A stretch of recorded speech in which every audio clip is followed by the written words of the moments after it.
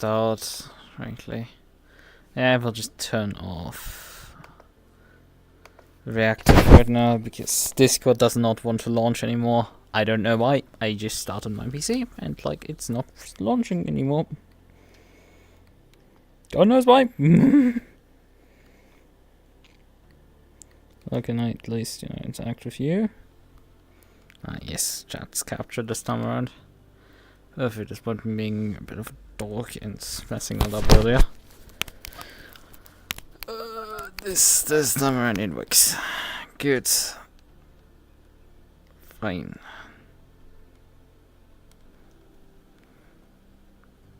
And this is still messed up. It's been literally a week since I last streamed.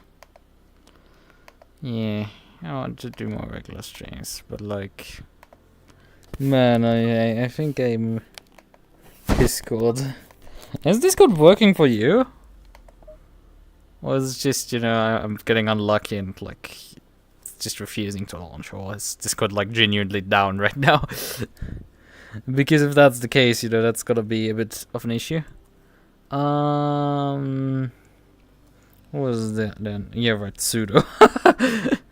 Well, I had to today actually use Sudo briefly because when setting up stuff. Okay, rig server, roof, it's the storage server. Yep, the storage server. I hope I get the password right. Yes, I guess the password.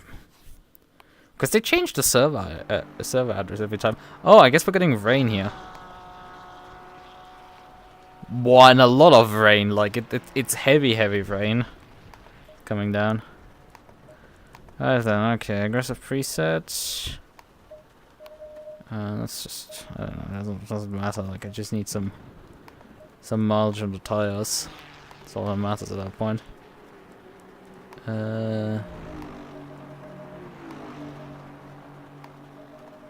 Because it's relative. Go with 26 psi, I think. It might be even like relatively high. Keyboard. Oh, Discord has decided to suddenly pop upwards. So it went from the just starting to the full screen starting, and it suddenly went in my way that way. Gotta love that. 2. Now we don't need any of that on the rear. Front. I mean, it's gonna be wet probably the race, but like we're still gonna slap all cam on it. Fuck it with ball. Electronics, ABS, nah.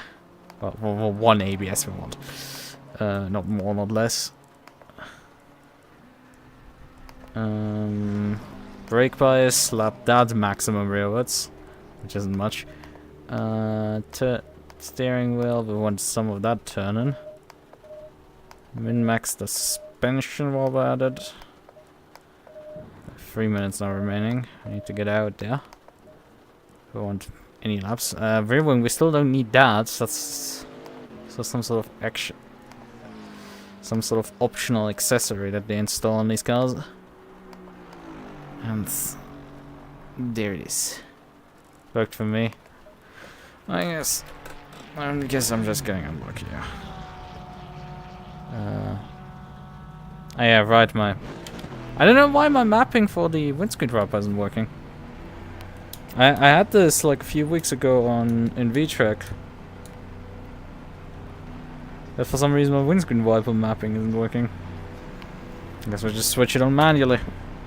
Yeah, there's a lot of rain pelting down. If I need to switch it up to stage 2 just to get out of pit lane.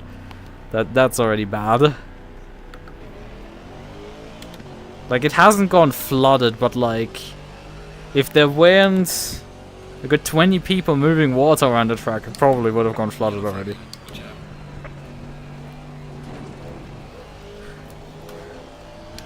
We can't afford actually spinning on this outlap because we would probably not have enough time to start our flyer. No, there's a GT4 coming up behind. We need to get out of his way. Come on.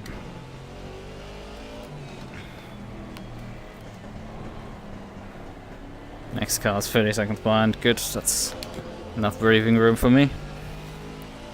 We can work with that.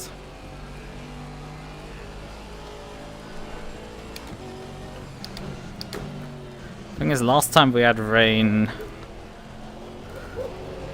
I was also bested by Chimera driver, so no guarantees here. I mean, at least we're not in the Maserati. That's just hard in these conditions. It can do very well in like intermediate conditions, the Maserati, because you just slap wet tires on and it just performs. But in these full wet conditions, it just doesn't stop anymore or turn or do anything. Because the wet tires function more like Intas on the Maserati.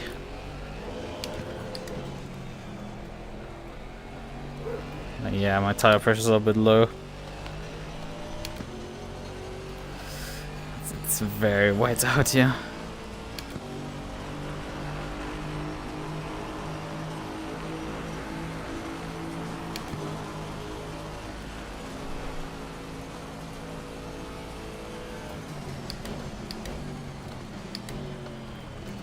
Very cautiously early.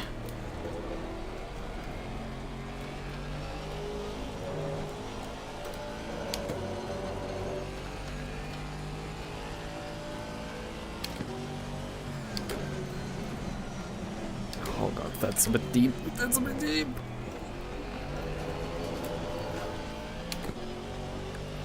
That's not quite the best way out of there, because a lot of TC obviously had to fire it for me to not spin there.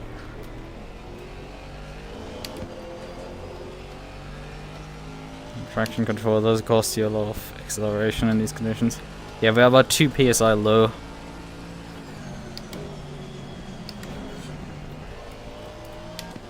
It's that wet that you need like 28 psi's of cold pressure in wet tires. That's crazy numbers.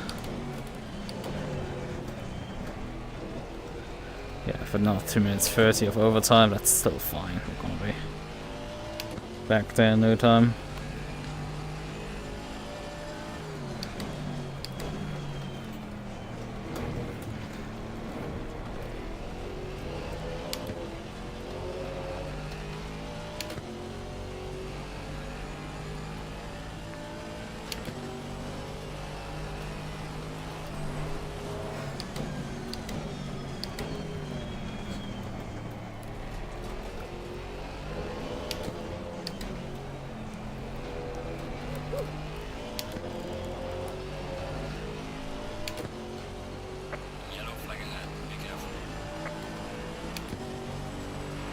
Let's see when the clock stops for us. 2 minutes 02. Not enough to beat Wilson. Yeah, we're full 7/10 adrift of that.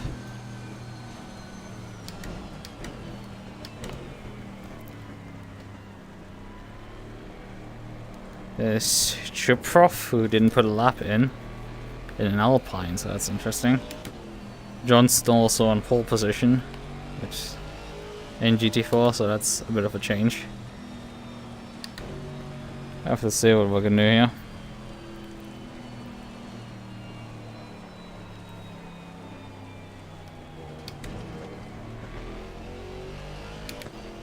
So we could use the overtime right now to just... I mean, the session is over right now, so I don't know why the game hasn't swapped over yet. Oh, you can totally drive this thing without traction control on. Oh, that's yeah, and we have continued like heavy rain here. Let's bump the pressures up then by not quite 2 psi's. 1.7, I think. Is this a thunderstorm noises the game is making even? Wow. Never seen actually the game thunderstorm. Oh yeah, right, we need most of the fuel after all. Because we're not gonna change tires. Still not doing that, we're just pitting for fuel. That's it. Just fuel. Just gas.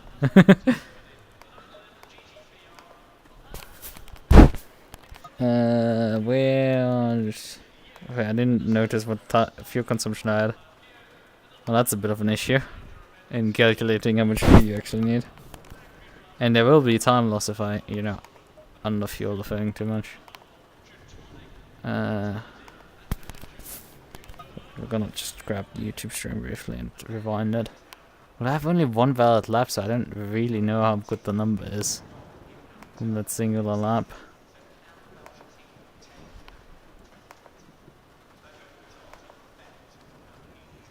Okay, it is however after the completion of that lap.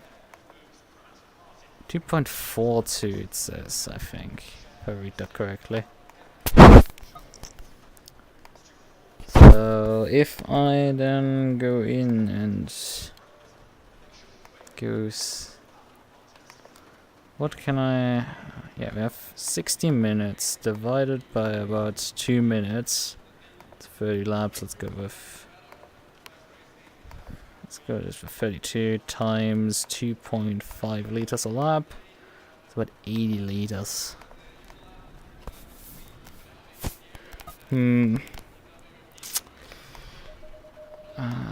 Let's take... let's take 85. Should be still enough, and then we just splash a liter in or what's needed. It's gonna become interesting here. But rain light on, ignition on, start on, and then grab over here wipers on 2. And fuel add 1 liter. Perfect. That's what I need. Stay single file. Alright then.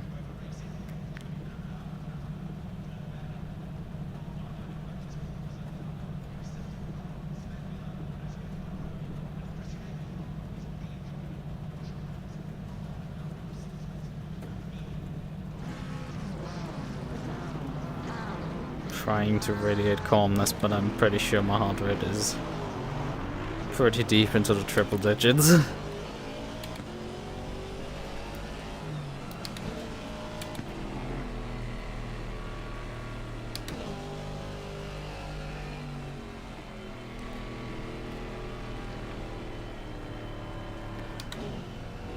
I'm not gonna gamble at the start with 0 TC, but we're gonna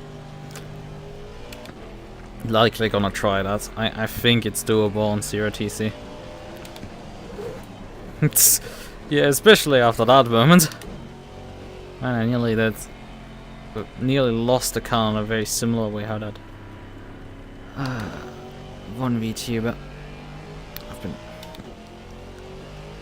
very funny how like everybody's stumbling over her recently.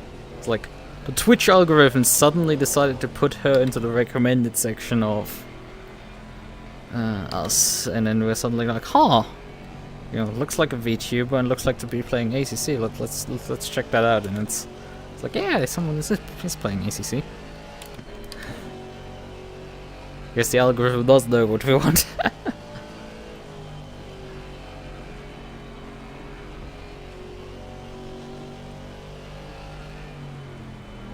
Although I don't know how much. The thing is with YouTube, like, oh god, there's some McLaren gone. Like the algorithm is very important because you go from video to video to video, so you have a bunch of recommended everywhere. Like under video there's recommended. If you're on mobile, you can swipe the video down to a small play, and then you have recommended. It doesn't help my. It doesn't help my attention ability. At all. The mobile play is like the death of me. But on PC I generate like 15 tabs, so like it's worse. I'm worse on PC, so that's even worse. But on Twitch it's like You know, you kind of like commit to the streamer that you start watching. And the recommended section is only A on PC. And B, you... It's sort of relatively small. I mean, it is technically underneath your the other streamers section that you're following. It's technically put underneath it. And it's the thing that size limits the upper section.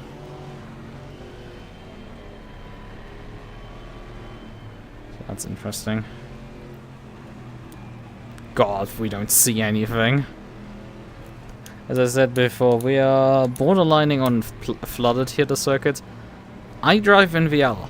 Usually VR has better visibility than people who drive on desktop.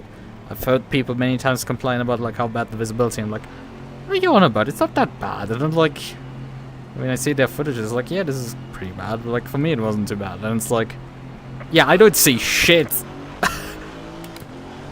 Well, Wilson got a good launch there. Like really good. I mean, at least my mirror is empty because, you know, no particle effects in the mirror.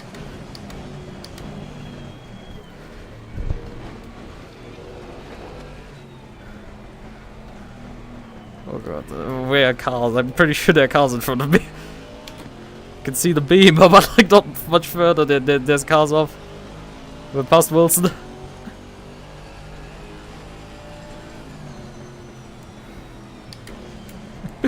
Johnson missed the corner, but he's gonna rejoin here. Okay, he's... oh god.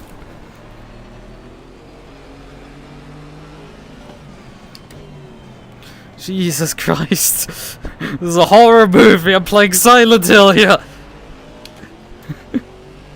With cars. This is bad.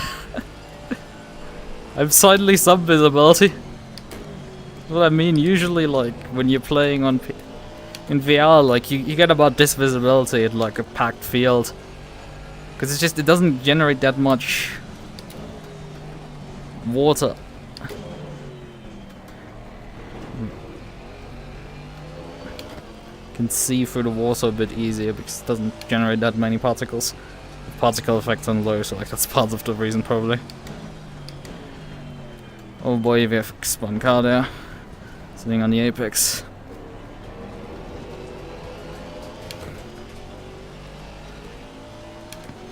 Alright, you guys can go by.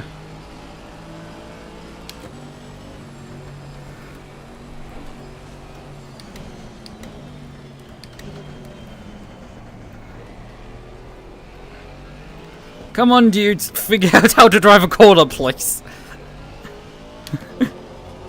Getting outcornered by the Mercedes and GT4. This is not good. Let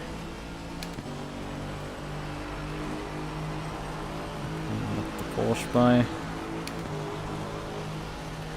Got the 6th gear. And hope the brakes work for turn 1. Let the McLaren go. Literally. The Aston Martin did the same mistake. Nearly took Wilson out of the rejoin. McLaren is back behind me. I don't like this.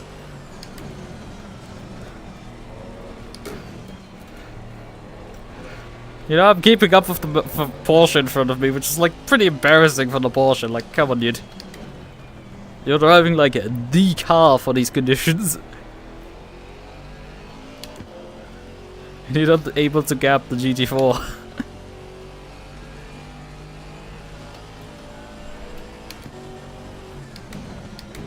Oh god. That McLaren driver has barely a clue of what he's doing.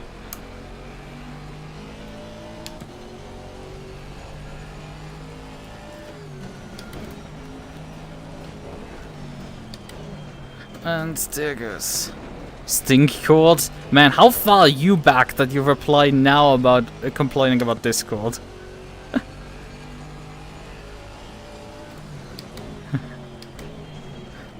Because, you know, I talked about that like 5 to 10 minutes ago. Yeah, 10 minutes ago, basically. When I joined the session, that's... Discord seems to be down for me.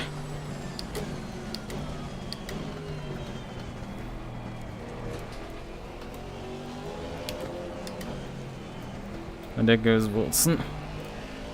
Suddenly into the gravel trap exploring. He is fast though. He is definitely in these conditions fast. Oh, he's coming in to do his pit stop already. In an attempt to undercut me. We should not let him do that again. He's now done undercuts twice already on me. Successfully. I've undercut him successfully once also, so it's like... Well, I didn't actually overtake him with the undercut, I think I got a bit of space on him and then just was able to drive the gap down. That was the big thing at Spa, I was able to turn the tides and make up ground.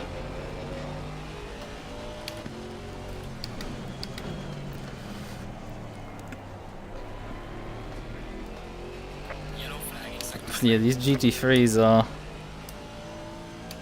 struggling here. Yeah, he's completed the pit stop, okay. So he has not suffered the penalty or anything from it.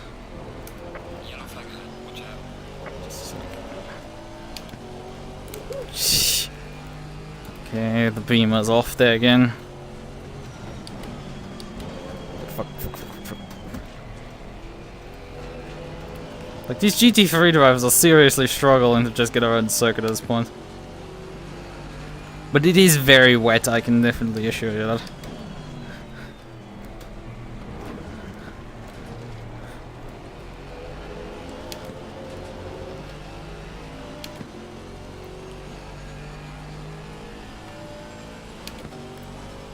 Thing is though, I'm considering switching to traction control, but right now it's like the losses from spinning out are bigger than the gains can be.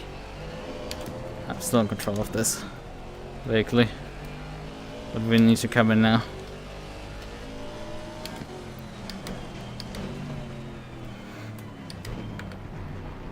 Slowed down very early there. Not taking chances on hitting the pit speed. Violating that, I guess that can get costly.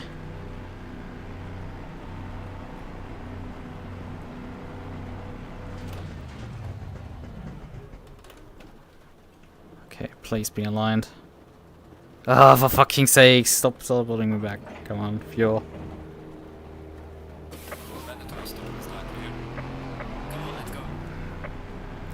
I think I will likely bleed the position then. Because the pit lane is so long here at Imola. Like, yeah, but that's Jones, that's not Wilson yet. But he's gonna hit the pit beam soon as well. Yeah, he's hitting now.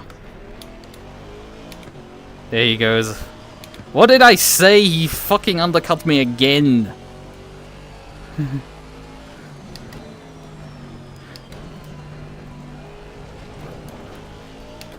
I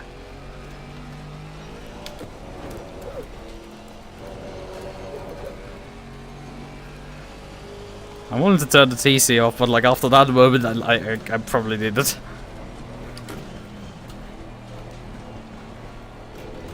Like, come on, dude. Like, just let me fucking have a win for once. Nah, goes for another fucking undercut and beats me out of the pits.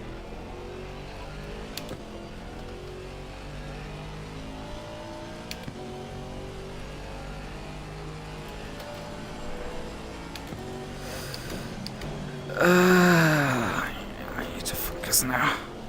Slam in the lap times. Oh, come on.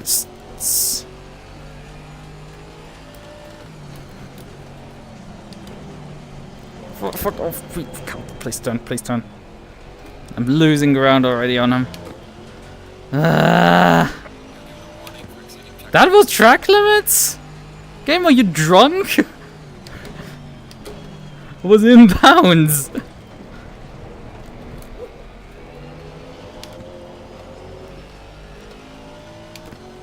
Fucking gambling. There's not, like, I'm not gaining on him, he's faster than me. Brakes, please? Nope, I guess not. Yeah, and that was half a second just lost because the brakes decided to malfunction and just not work. I just have nothing against him. Every single time he just has this like tiny bit more pace. Every single fucking time. It's so fucking infuriating.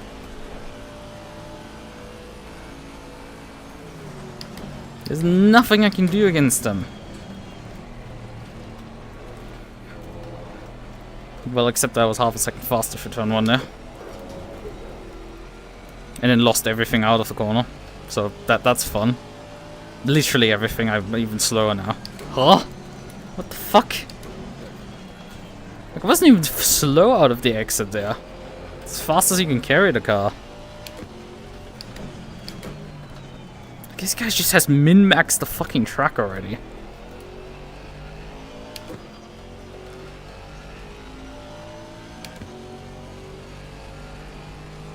There's an official collab with Initial D. Oh man.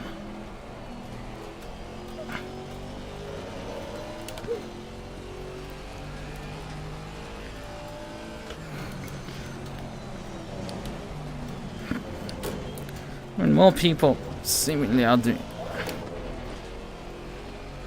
Yeah, that makes me ask, like, did Ivano even turn up for the new season of VTuber Drift? Because, you know... Fucking hell, car, stop, please! Ah! There's no GT3. I feel like I'm getting constantly jump scared by GT3s.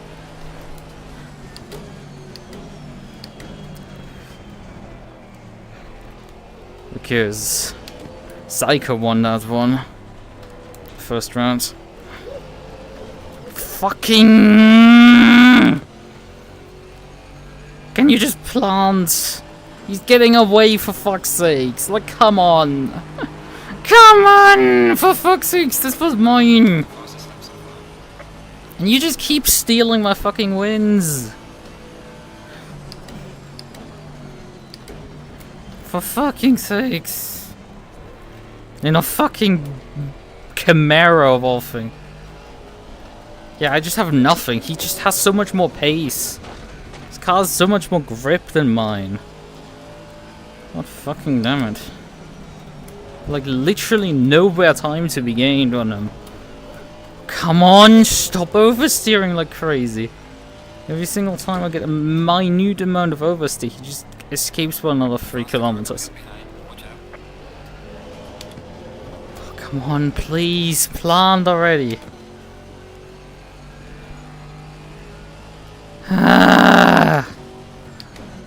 He's extended from 2.8 seconds to 5 seconds. It's just so fucking over again.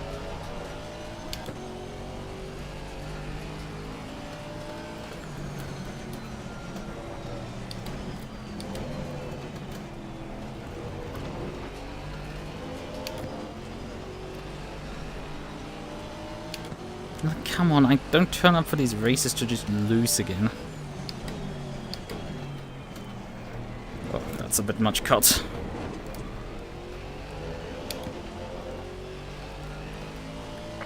Come on, fuck off with your stupid track limits. It's wetter than wet. Give me a fucking break.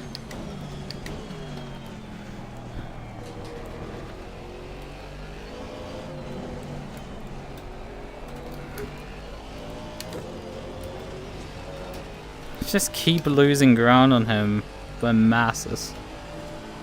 Sleepy. Oh boy. A bunch of people turning up here. Well, I'm just molding here because I'm not winning.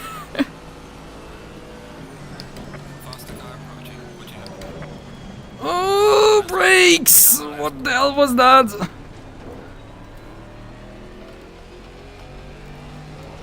I see who's turned up. I see who has. Come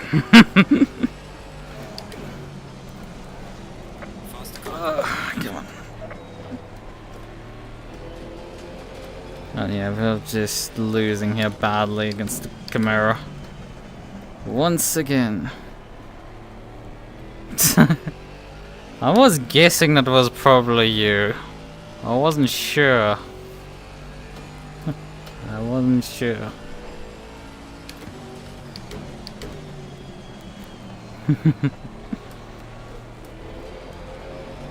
Oh yes, hello there.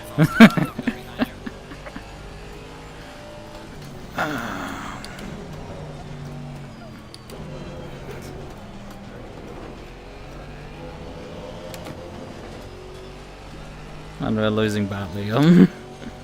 He did a pit stop on the first, not on the first lap, second lap at the end of it.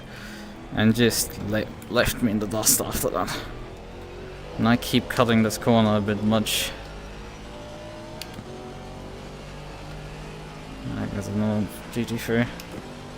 I have nothing, like there's just nothing in terms of pace in this track. And this guy can just float over the water. Come Jesus. Well, that Ferrari in front of me met Jesus there.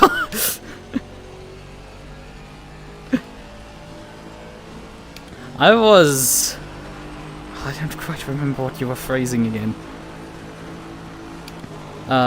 But I was specifically asking for that livery. Because I was running already an interim livery on my... Oh, come on, car. Why did you not work brakes?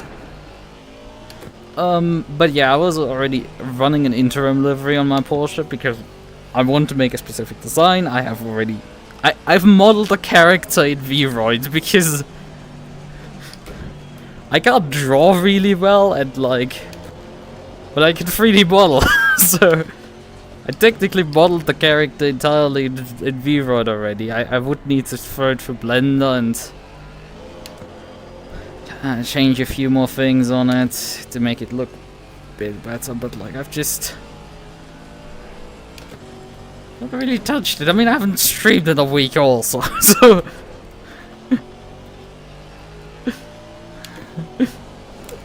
Yeah. I was sort of jokingly asking for it.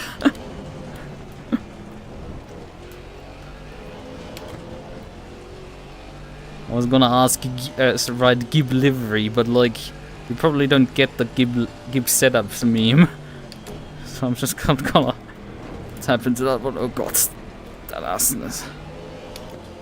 Shooting at the back of me right now.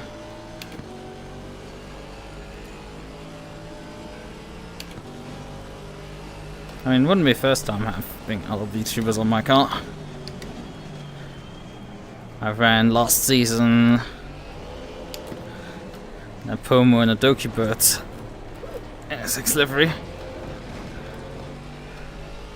Never actually ran a livery for myself on the NSX. Just postponed it constantly till I decided to swap to the McLaren. That's a fun one. I was unfortunately busy the last few hours. I left that message and I'm like... did a bunch of stuff and then like... had to pick up the ancient one and went to dinner and then I came home and like it was time for me to race. So like I had seen that you had written a few messages, but I didn't have then time to respond to the messages. So it was just like, well, we'll deal in a few hours with it.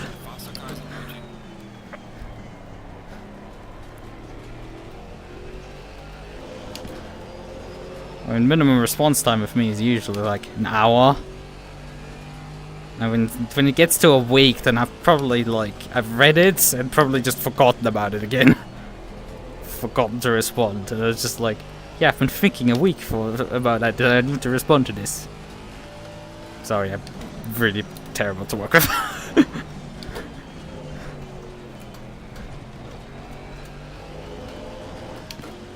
I sort of not losing ground anymore now, so, you know, that's a positive, but he's 7 seconds up the road. And he's sort of also being spammed with GT3 cars. I mean, not like I'm not, but, you know, I'm not losing really ground right now with it. I said that and then lost half a second for him. Well, if it's the consequences of my own action.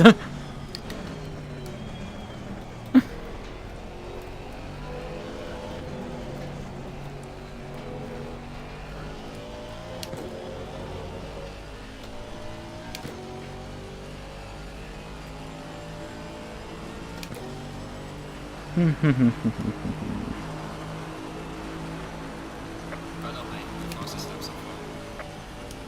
fast was that? Still not sub 2 minutes. Yikes. He's been lapping. Oh god, not again. Come on. I messed up the braking for turn 1. That's not how you go sub 2 minutes.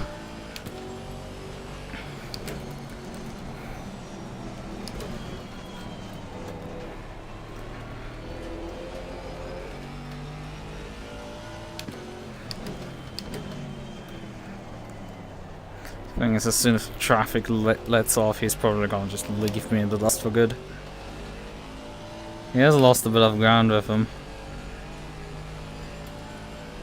Like, for once the traffic is hitting him worse than me. I think I still have a relatively good position in the championship. Like, I was sort of expecting that I had to skip this round today. But I did still come on in time to run it. The thing is, he's done quite a few races where he's like literally turned up halfway through the race and then to just score the points because the championship standings run a 1 point decrement instead of, like, you know, louder jumps like usually most championships run.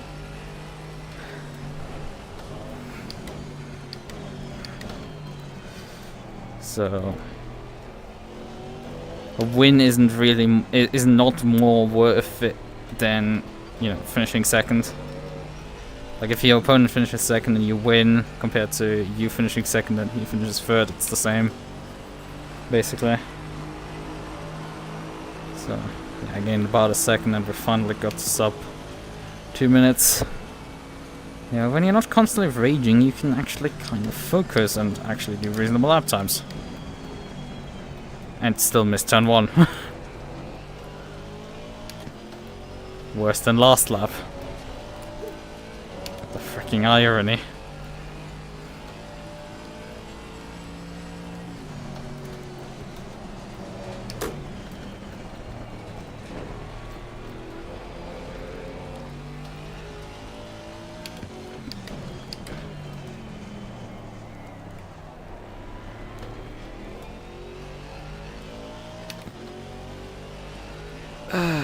Yes, Frap actually still here. I mean, probably is left in 13 minutes.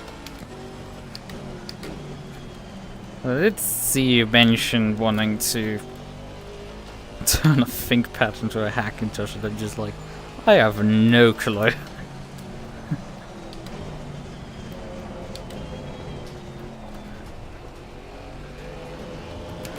I mean, I just uninstalled Arch Linux onto one, so I know a thing or two, but like not Hackintosh at all.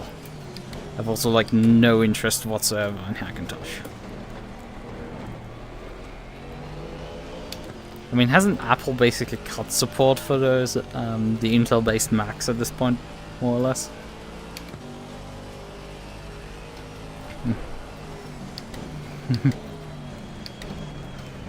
Yes. I mean, is the webcam actually working decently? Because, you know, you suddenly coming to the realization that yes, there's been a pedal cam the entire time at the bottom left, or did I mess up the lighting again and you can't see anything? Because this has happened before. Scuff me is nothing new in that sense.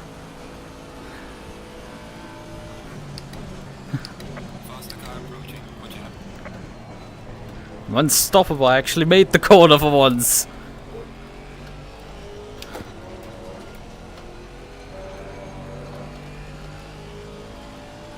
And yes, I have a bunch of striped programming socks.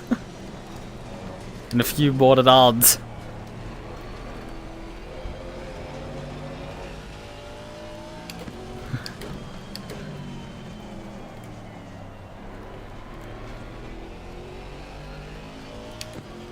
Heck, I've been doing this long enough that like I've had to replace some of them. Because I've literally wore them through while driving. And walking. Yeah, but I don't really walk much in them. At least not my strapped ones, because I literally dedicate them to driving.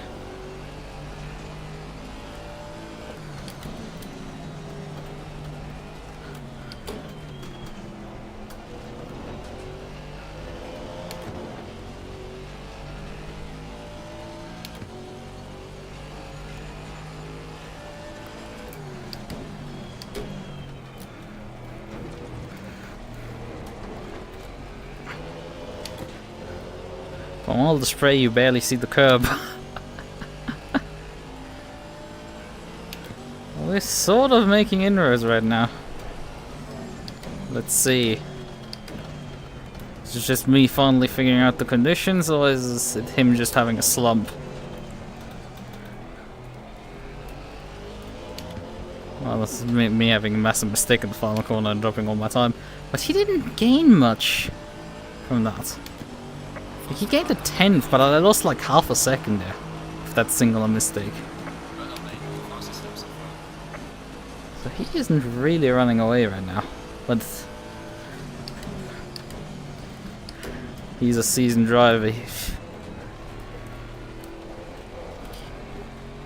He very much has still more pace on the backhand.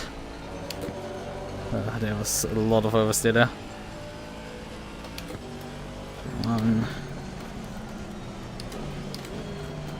Oh, come on! Freeze brakes! Yeah, as soon as I make the following round a bit of slap, a bit of scuff, he immediately starts making up ground. A lot of it. This is gonna be a long and painful race. Actually, we're halfway nearly. Oh, and the GT3 has left his balls at, I don't know, on the jaw of his nightstand.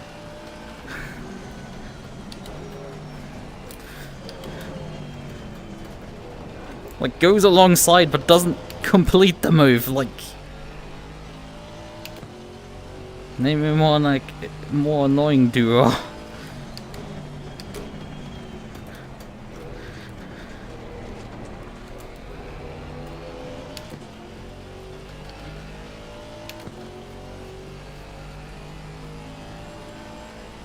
Despite being a lot slower this lap, I didn't lose that much ground on him.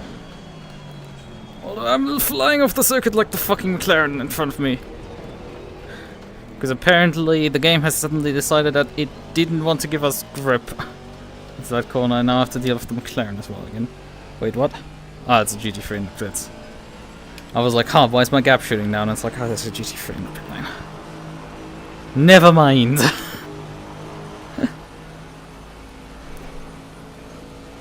7/10 lost. The universe is cruel, mistress. And continually takes more from me as it gives back. I mean, I guess somewhere my V-track luck has to come from. Although, boy oh boy, I expect that to change next round.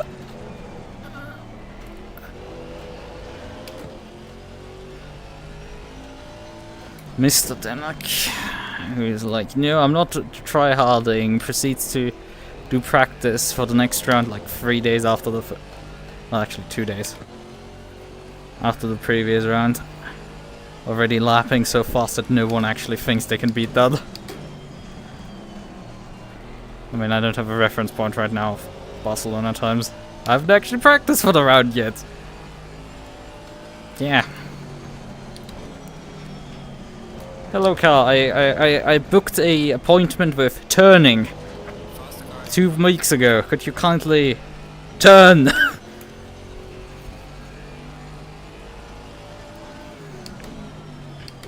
You know, I got down to like nearly 6 seconds, and then the game was like, what? You're starting to develop hopes and dreams? Well, let me crush them.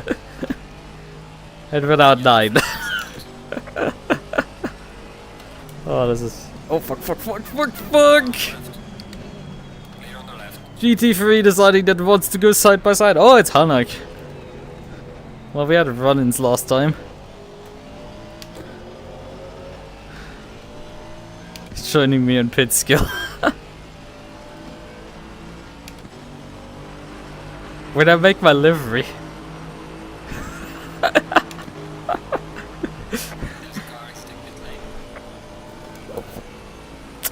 Still focus on the road, Lucas.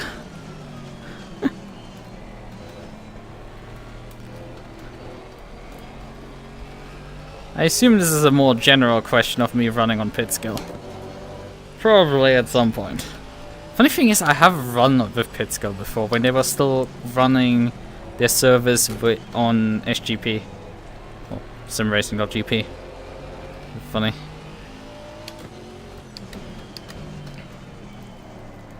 And I think I ran an Enduro also with them back then.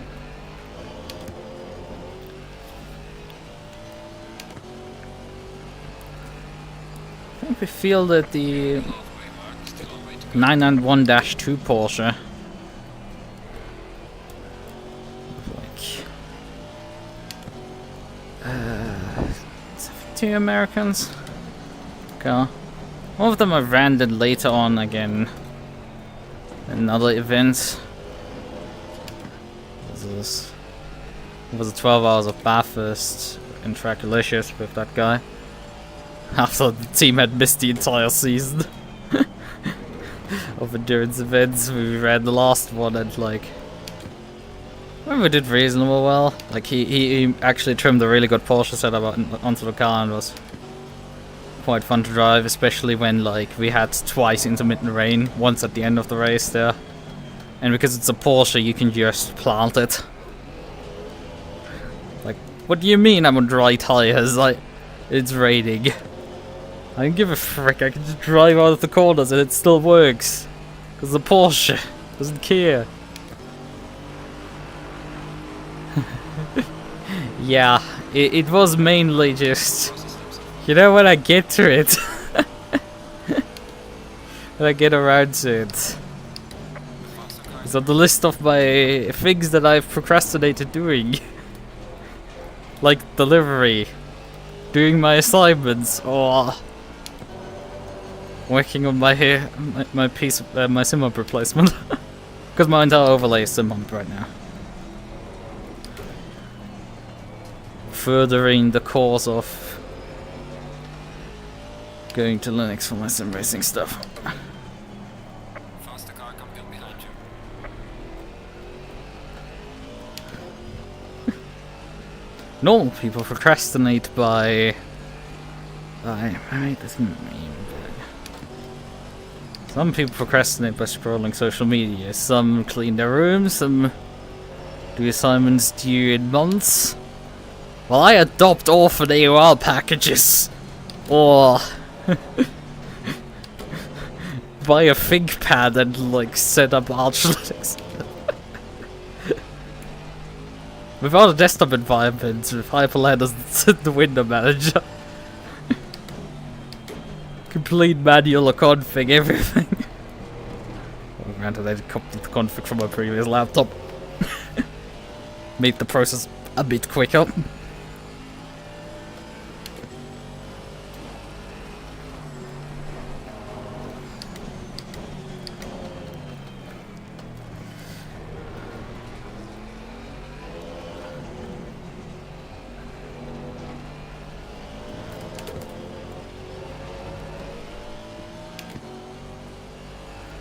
I don't know how many GT3 cars were catching up here.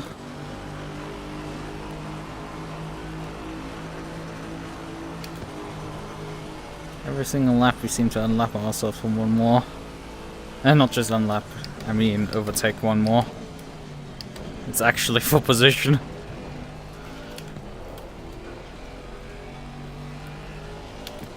It's a bit embarrassing for some GT3 drivers to lose overall position to the GT4s, but also not too surprising.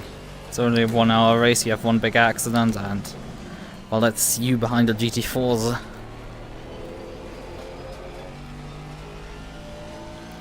So although we did have a few drivers in the early laps that were really struggling with just getting by us.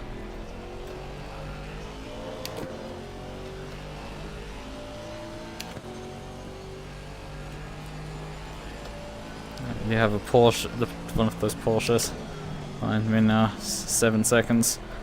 God knows how many laps he will take to catch up. probably measured in laps.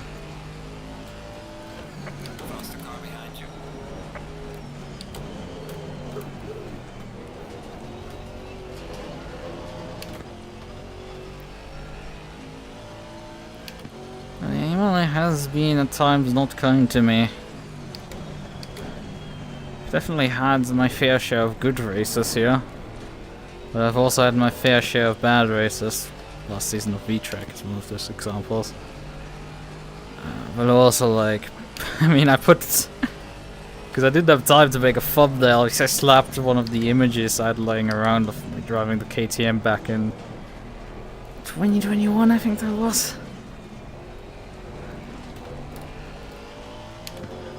Yeah, I do vaguely remember 2-hour race on the circuit, and I loathed it, but like it was at the time when I drove the KTM, and that was just not a good decision. The KTM really is not a good car. It still isn't. It has never been. It will never be. The Maserati at one point was a pretty solid car. It wasn't quite competitive, but it was a heck of a lot of fun to drive in GT4. Unfortunately, 1.9 happened a year ago. That's what killed that car. Since then I've driven in GT4 a few cars. I've driven the Alpine a bit. The rear view mirror doesn't work on that car properly, so currently rearwards as... Oh, my stream's dying. Never mind, it will be back in about 15 seconds. Or not. It didn't fully die. I have this weird bug with OBS or my connection that it's just... It goes, drops all the frames, then decides, okay, I'm disconnected now, then reconnects immediately again. And it's like, okay, I'm fine again. But it didn't do this time. It just dropped a handful of frames and then just went on with its day. The less you think about how stuff works, the more it makes sense.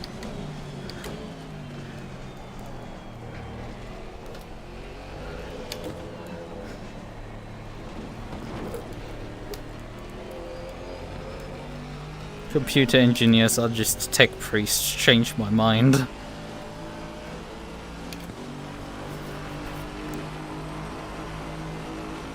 And we're most of the time our own worst enemies.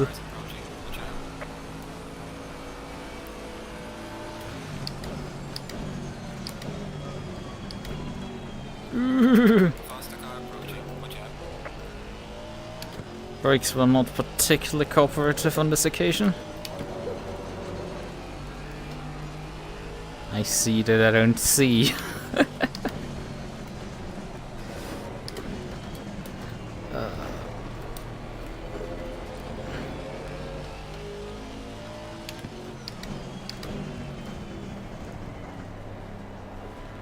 But yeah, if you're still there, what was your streaming schedule again?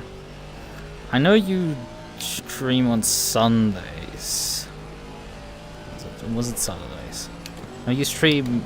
You have occasionally streaming on Thursdays and Fridays. I don't know if that's your schedule. I mean, it's more regular than me. Which is... Like, I don't release a stream schedule. I mean, you can look at my SimGrid and you can probably figure out when I'm gonna stream, but like, that's about basically it when I stream. I wanted to make a schedule, but then my phone actually... yeah, possible Friday and Saturday, right. Thursday was an off day in general. That's how it was.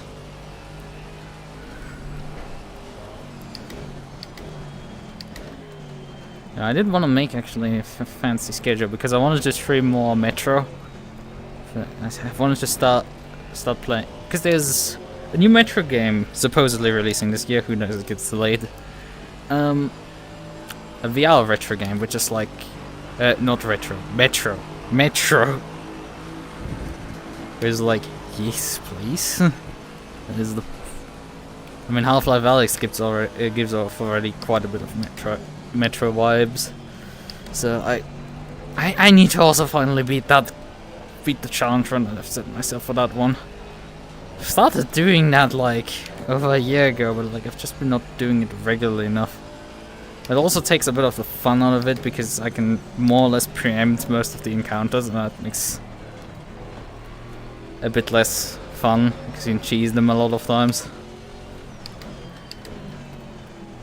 At this point, a relatively good understanding of it, despite not having played in like at least 8-9 months, if not a year at this point nearly. Alex. But yeah, I started the 2033 playthrough, and unfortunately, I use for, when I'm streaming on desktop, I use for face tracking a Meow Face. And I was using my Fairphone 4. Unfortunately, the thing has, well, bricked itself again. It's the second time, but this time I couldn't, because I run custom Android image on it. Kind of the reason why I went with a Fairphone. Yes, I do weird things. Oh god, fucking hell. GT3 is annoying. Yeah, I was running that. Phone doesn't work. I've now RMA'd it, but like, God knows how long that's gonna be in process. I still have my old J5. I had at one point actually streamed with that thing, but like, just no. I could technically take my webcam, obviously, from my sim rig and put it on top of a monitor. That would totally work as well. I would probably just need to run OpenCFace, because webcam pass-through doesn't work quite well for Linux into Wine applications, but sure, this works fine.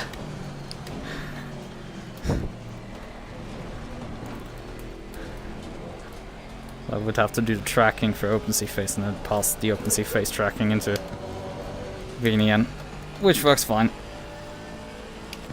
It's like the reliable way. Usually people do it with VCFace. When I do desktop streams, I stream with VNN. Obviously with VR right now I'm streaming with virtual motion capture, although I am using VCFace, which I'm typing with virtual motion capture protocol, the mouth movements into VMC, because VMC's mouth movement generation from audio is just hot garbage. And VCFace is a lot better approximation, similar to how VRChat does it. And frankly, VRChat is pretty good.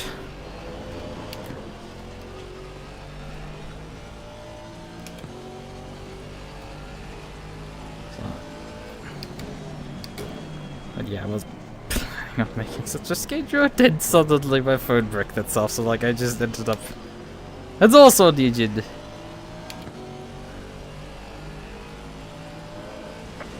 I think from audio is pain. I mean, what I'm doing now, it's okay, I guess. But yeah, I mean, VNN does... I think VNN does in general like better mouth movement sync. But I don't have paid version of VMC, so I could just pipe the data out of VMC into VNN, which would make my life a bit easier. Come to remind me, I need to still make a picture of my rig and send it onto a certain Twitter thread of a certain VTuber.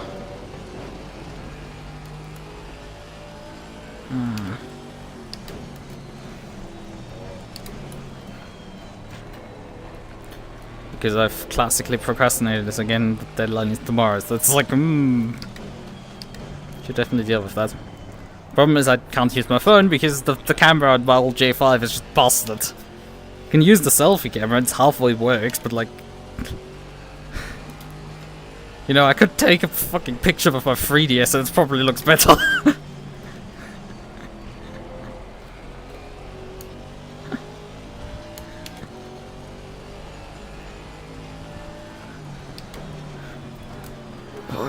Jones.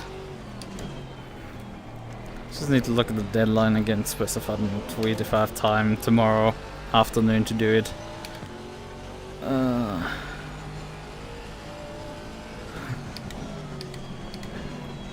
Okay. But yeah, syncing mouth movements from an Audi is also pretty bad.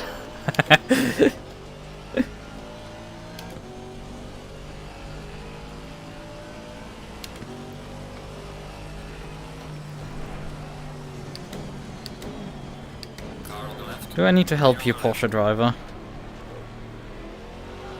Oh, come on, dudes! You're driving a car that has an engine on the rear! It will literally drive itself! Oh, fuck off! You're in a rear-engine car! How can you not figure out how to drive it? You're slow!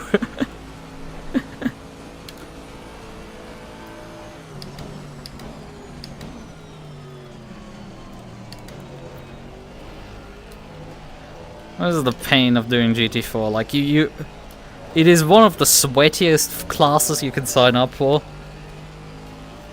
Yeah, I need to check on this Pan. I don't know if the event this beta has happened, but like the Pan Am Endurance event that I saw like a week ago or so. Probably hasn't happened yet, but like that had in the signups like they had Multiclass, GT3, GT4, and like the GT3 class is like, yeah, there's like, you know, it's SimGrid, so you start off with 2000 rating, and like a lot of people are usually around that rating, 2000 to like 3000, where most people are. You get semi-pro ranking above 3500. I think currently at 3300. I was very close at one point to getting into semi-pro, and then J-State was like, nope, you did a few more enduros and endurance races like Jordan and stuff, and they just end up you team up with slower teammates, it's like not kind to you, and it destroys your rating very quickly. Especially when you grind your rating upwards by driving in fields that usually have slower drivers in them. So you're like massively over the strength of field. Yeah, it do be happening with me regularly. Anyway. Oh, you're back. And yeah, I guess I can dig out, you know, your conversation that you brought up, like, I don't know, how long ago at this point? Half an hour? No, 40 minutes, I think. Good 40 minutes with your Hackintosh. I have no clue.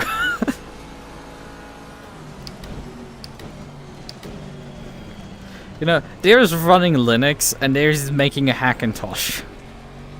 Actually, in between there's running BSD, but like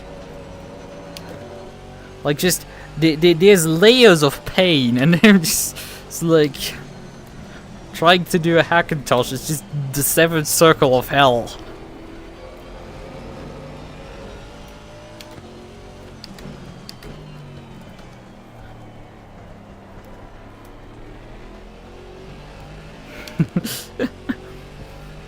Yeah, definitely an odd choice for trying to use a ThinkPad for.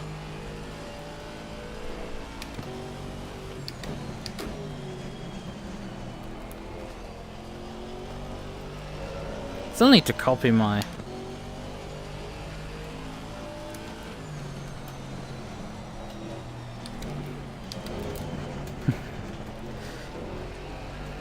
That's the thing. It's similar with Photoshop, where people have, you know, like, whenever you suggest GIMP to people, like, no, Photoshop is so much better. It's like, I've never used Photoshop. I keep repeatedly being... I'm very used to GIMP. I've never used Photoshop in my life. I've used GIMP for like over a decade. But like, I repeatedly get not sold on Photoshop.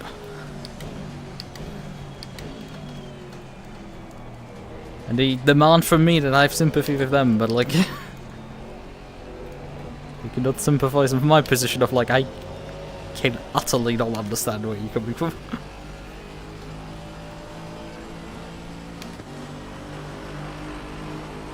Because Adobe owns it. Certifiably true.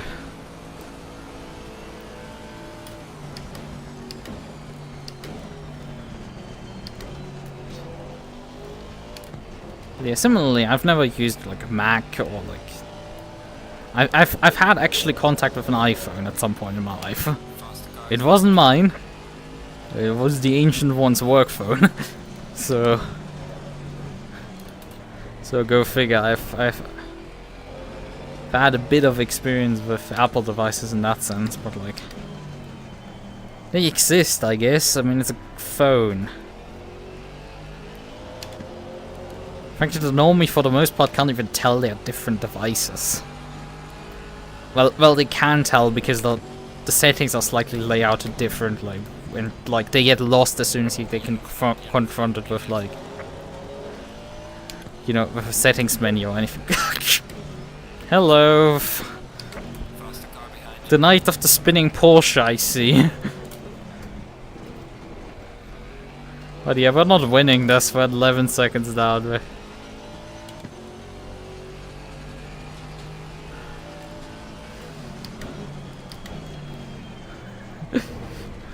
No, I'm not intending to get an iPhone. Like, I think Android is too locked down. Like, that is my position. But the problem is you're sort of forced to have an Android device. Because there's a bunch of, like, applications that you sort of kind of just need to run. And while there are alternative, you know, mobile operating systems, like, you can use Ubuntu Touch and, like, KDE or something. It's like, yeah, did they work on mobile? Vaguely. How usable they are, like, left up in the air, but like, it's like the pain of installing another operating system on ARM is just awful. Like, it's dreadful. Especially with the locked bootloaders and everything. Like, I mean, I have experience of flashing an S3. Specifically, the funniest part of, like, I flashed an S3 initially because back in... When did Pokemon Go come out? Was it 2015 or 2016? It was around that time point. I was still in high school. Pretty sure. So it must have been still 2015. I mean, I graduated 2016, but like it's... I'm pretty sure it wasn't like... Because it was the summer. I know there's the infamous Hillary quote about it, but the issue was the S3 from factory only goes up till... Yeah, I was right, 2015. Only goes up to Android. Fucking dipshit idiot.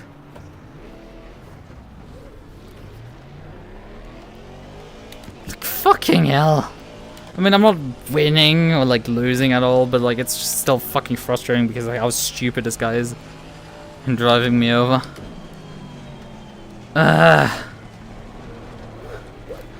GT3 drivers just struggling to get around the circuit, having to lap people as well, was annoying.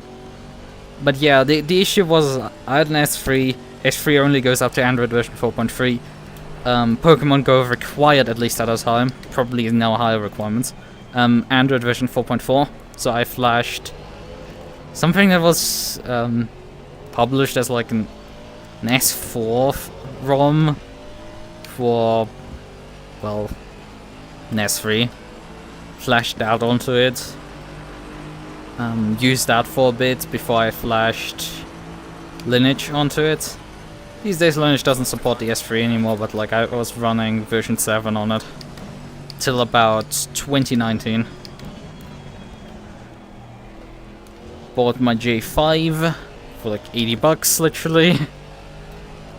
Ran that till end of last year. That also only went up to Android 9. Flashed in my... Well, didn't flash it because you can't do that on that one. But it's also literally falling apart kind of, so there's that. Ran my Fairphone flashed EOS onto it. Twice? because it bricked itself once, and the second time I couldn't recover it anymore, so there we are. You've experienced the flashing, yikes. Well, well, well.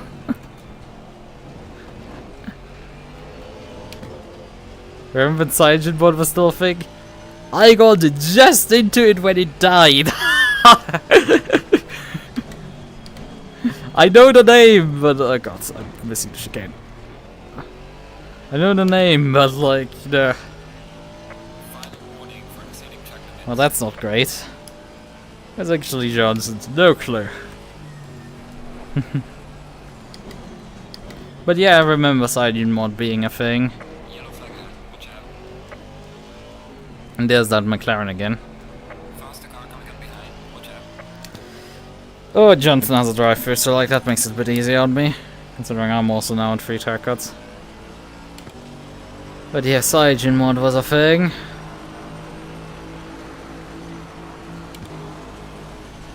Wasn't a Ryzen and then shut itself.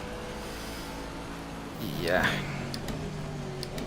That's what Lineage OS was born from, so I was basically running Cyanogen with the paint still fresh.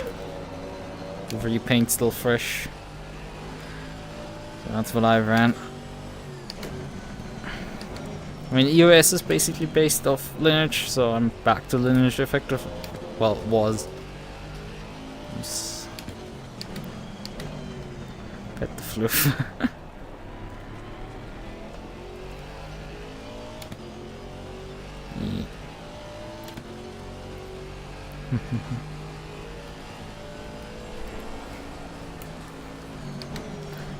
This is really difficult to read chat here today because it's. If I look up, there's a lot of traits that have just a bend in the middle of them. And if I'm not paying attention to going over the bend, the thing wants to go. So there's that.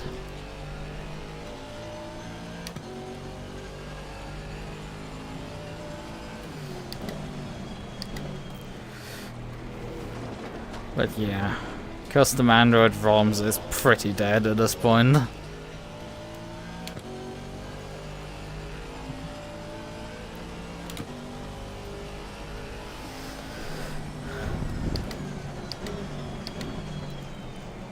Was it really alive at some point? Maybe.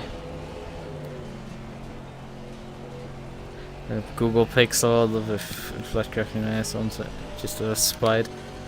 Yeah, this is just the weird thing, you know.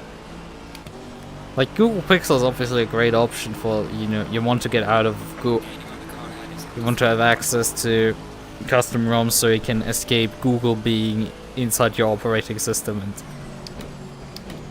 being complete spyware. Probably to an extent that Microsoft can only have wet dreams about, frankly. As much as recall this, recall that, Google has done, in some ways, worse. You know, not as stupid to leak your passwords or credit card information to the attackers. You know, Google doesn't let the attackers have fun with your data. They just steal it themselves.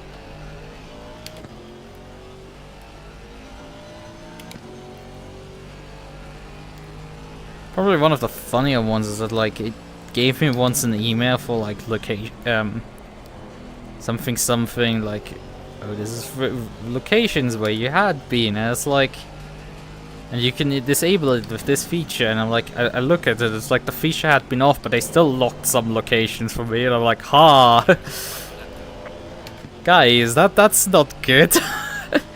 Like, I've had this feature off the entire time, and you just still have a bunch of location data apparently for me. Like, it wasn't particularly accurate, but like it still gave my like it still got within the same postcode, but like it wasn't particularly more accurate than that. Probably pointed out that I wasn't going particularly much outside. That's the main thing with it.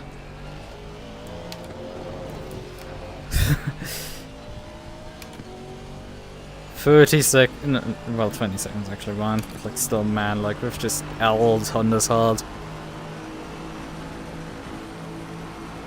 Luckily, Belab isn't here to say I'm fast or something, because I'm not. I'm doing terribly again.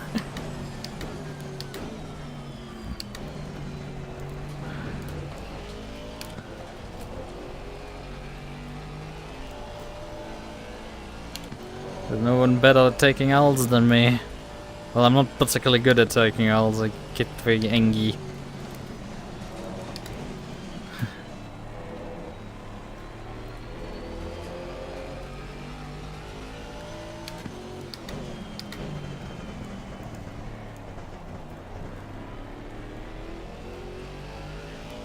With me. Yeah, the thing is, it uses micro G, and that's the same thing EOS uses. And I think EOS specifically developed micro G, so I was a bit closer to the micro G source, but a different like ROM I was looking on while I was doing, you know, trying to recover my phone. That is also running micro G. There's a few selections of small ROMs that you can run. I mean, something has a better launcher than EOS, because EOS really tries to give you like a iPhone experience. Like the clock on the lock screen is the same, like stacked time. And then you have also, you can't, you know, position icons on app icons. They're always ordered down the screen. You can put them on different pages, so you can create more pages, technically. But like, they have to be in order down the screen, and it's like, well, that was a reason for me to very much just immediately install a different app launcher. But the problem is that open source app launchers in what is it called again? What is it called?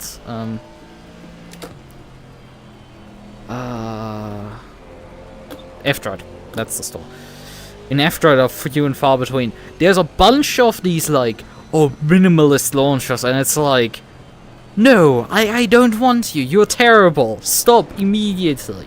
I mean, technically, I'm right now using a minimalist launcher on my laptop because I'm running Woofy as my app launcher with Hyperland, which is technically kind of, you know, a minimalist launcher, because you don't really need an icon launcher when you're on a tiling window manager. You just your preference is you type the key combination to pull up the launcher, in my case Super R, and then you just type in the window what you want to launch, because you're anywhere on the keyboard. When you're on a phone, you don't have a keyboard really, necessarily, and having just a list of your apps is like really silly at that point. And there's a bunch of them that just like have lists of apps, and they like pride themselves on like a minimalism and like digital detox and all of that just garbage. And it's just like, the ones that are just reasonable normal launchers, they just like, I was running a launcher that literally on its page said, you know, we're not maintaining this thing anymore, this is archived. And I just was running it because, you know, I didn't have really any other options. It's like digital detox people like the fucking worst. Especially because, you know, I will usually just end up having free apps that I cycle between open anyway. And your minimalist launcher would actually speed up my process of app switching, probably. Of like the process of me closing Twitter to go to YouTube, to go to close YouTube, to go to Discord, and then close Discord to open Twitter again cycle. Hyperland, yes. I did decide over the weekend to install Hyperland. It is a journey, I will say that. there is there's installing Arch, which is relatively easy if you've done it now 3 times. If you boil it down, especially if you follow the instructions, relatively easy. There is and then creating a user account after you finish the installer, creating the user accounts, installing, you're installing SDM, installing KDE, and then you just boot into it, and you have a graphic, and you have a desktop, and you can then install whatever software you need from there, your actual work software. But then, in comparison, when you install a window manager, it's like, well, how do I do anything? It's like you will spend hours upon hours in config files. Sure. Try myself while installing it. Yeah, it's to cook myself. I see. Wait. What didn't you say again earlier? I died. Sunday, Monday, Wednesday. I guess. Yeah, right. I want to check on my bookmarks on Twitter. Definitely don't want to screen share that because there's a bunch of loot stuff in there. Of course, there's loot stuff in there. I mean, it's like my downloads folder. It's like a hand grenade.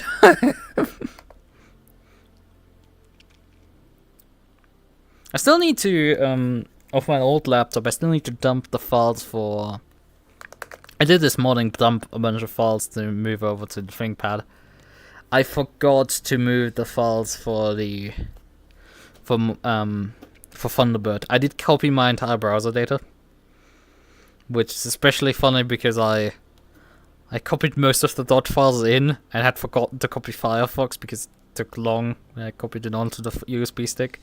So when I copied it off, I forgot to copy it off, opened Firefox, and was like, why is all of my stuff missing? And then, like, it took me like 5 minutes to realize, oh yeah, I have that still on my USB stick. So close Firefox, delete the .mozilla folder in my home directory, copy the actual folder out, and then suddenly my browser was configured with all the tabs there again. Perfect. I mean, I had anyway a backup because I'm using simple tab groups, which is just perfect.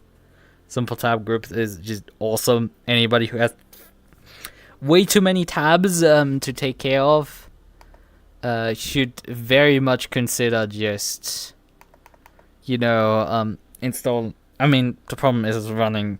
I don't know if it exists for Chrome, because most people run Chrome after all.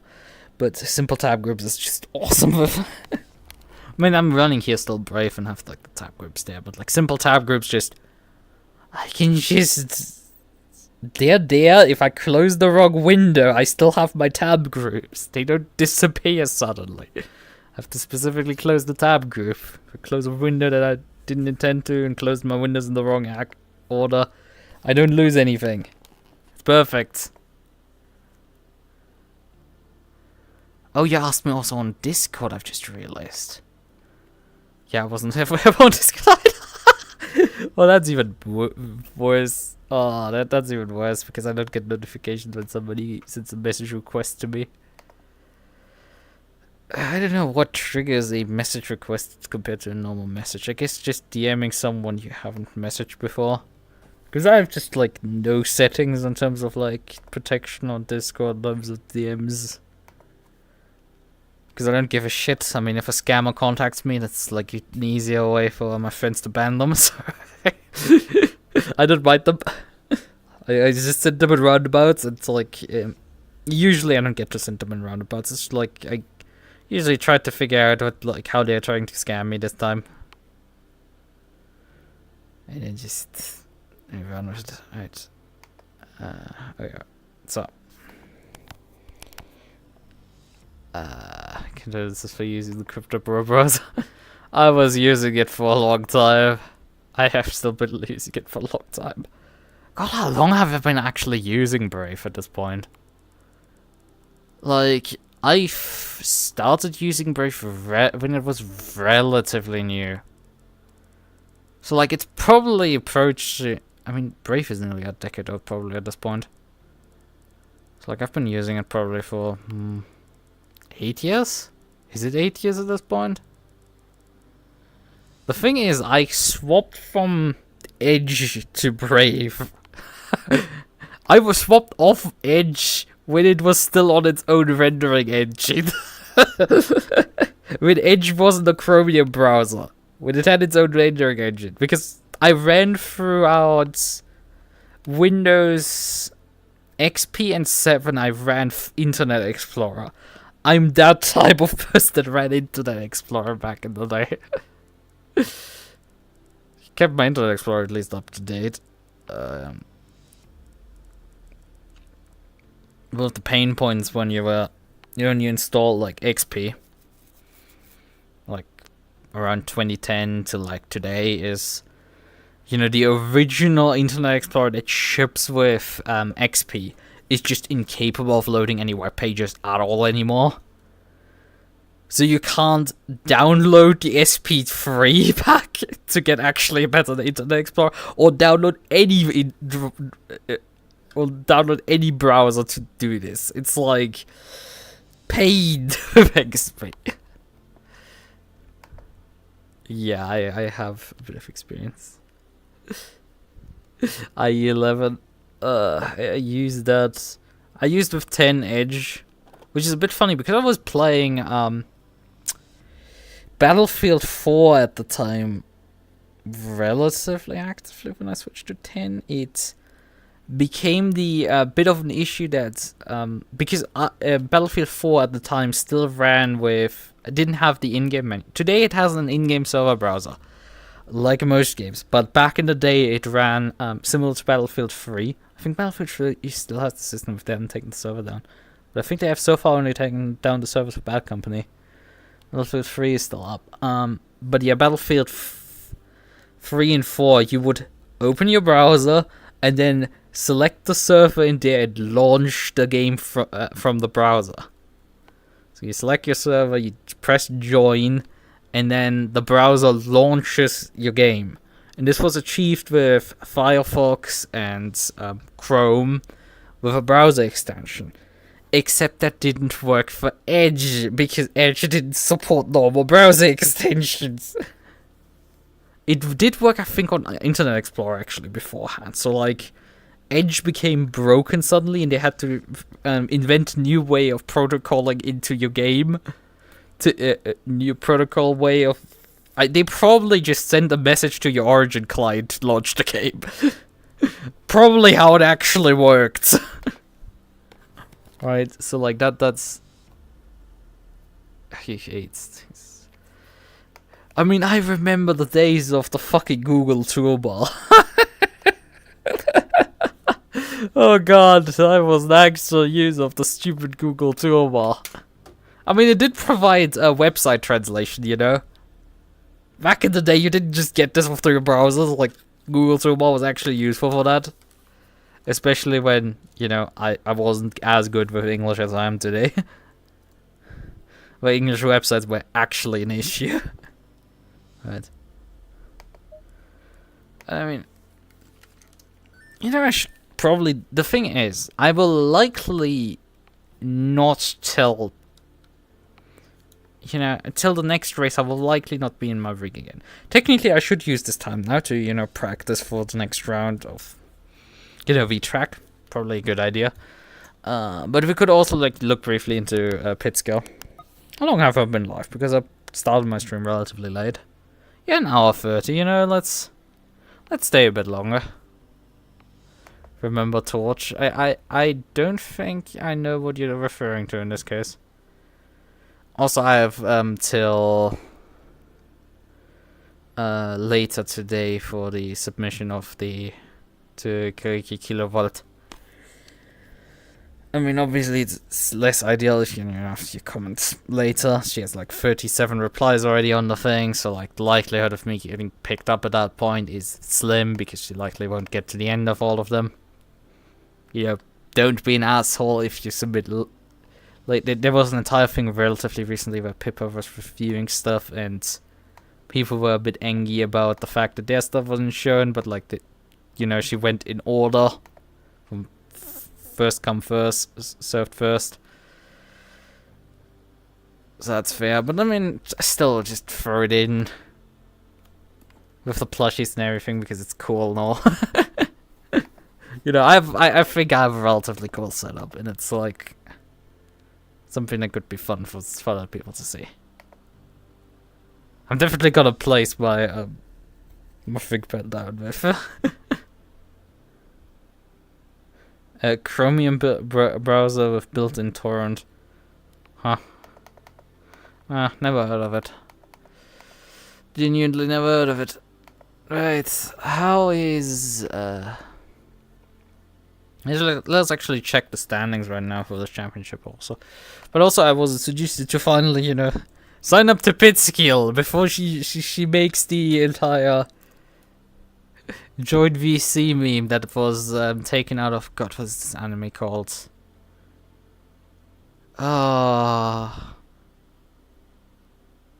Nagato. That's the name of that one. That meme.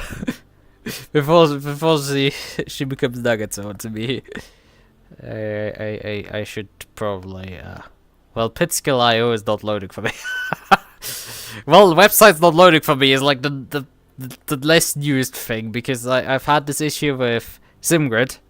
Although usually I've been like, well, it could be because, you know, I'm using Firefox on Linux to load it. But this time it's Pitskill.io, and Pitskill.io is just like, you want grey? We've got grey for you. So Pitskill is loading right now. Great, awesome. I have to check magazine archive. Oh god. Ship me into a time machine at this rate. We're going back a few decades. At this point, man. Oh yeah, I wanted to download. Probably better to download this mod on Linux at this point. Right. Okay. So, standings right now. At least, you know, SimGrid is working right now, so that's something. SimGrid is working. I'm leading the championship by 4 points. 4. I've lost already 1 technically tonight again, so we're down to 3 points lead. This is not good in the slightest. Now, granted, if he has another bad round where he doesn't show, and I have still won 4 races against, well, his 3 now. I have 4 wins, 2 second places, and 1 third place. He has 2 third places, 3 wins, 1 second place, and 1 fifth place finish. But problem is, we have a 1 dropped score. And usually we have attendance of 3 cows in GT4, so it's like, yeah, not great. And we have a few more rounds. 3 to be precise. Let me just check in. Where are we going next? One of them is, one is Watkins Glen. And like, oh, that's a 90-minute round. Oh, that's fun. But I'm not sure my Merc will perform well in Watkins Glen. But technically, I think I can just swap cars without points loss. So I think I will probably take that. But what car would I bring to the Glen in GT4? The Glen is one of my favorite circuits in the game. So that would definitely be a bit of a decision. And then we have after that Silverstone. So, you know, an okay track. It's like, you know, it's alright. It's like kind of overrated a bit, but like not as overrated as Spa. It's like, I don't hate it. I kind of don't even like... I mean, this is the problem area of just being neutral, but like I have this issue of just being neutral about too many things. I don't get enthusiastic about nothing, so it's like, it sort of exists in that realm. It's pretty alright. It's of course flat because it's British Airfield track number 572. Yeah, now Pitskill site has finally loaded actually.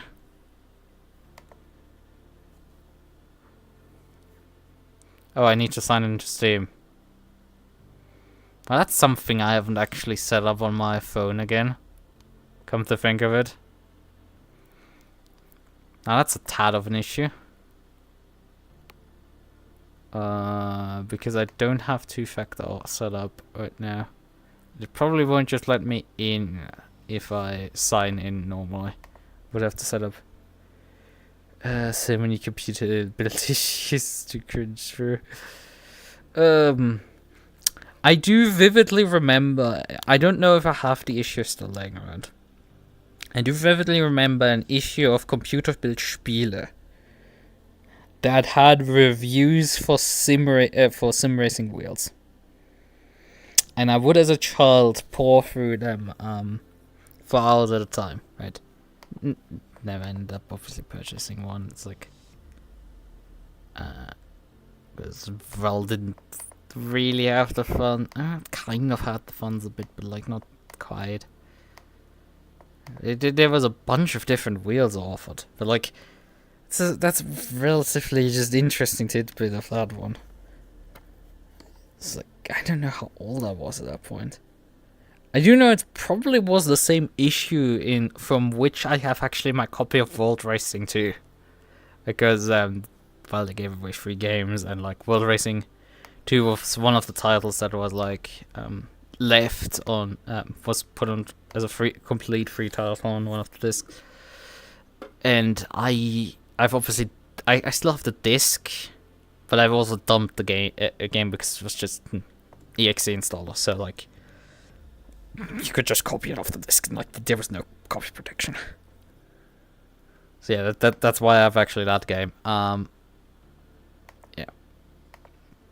And I guess I will set up briefly, Steam on my phone.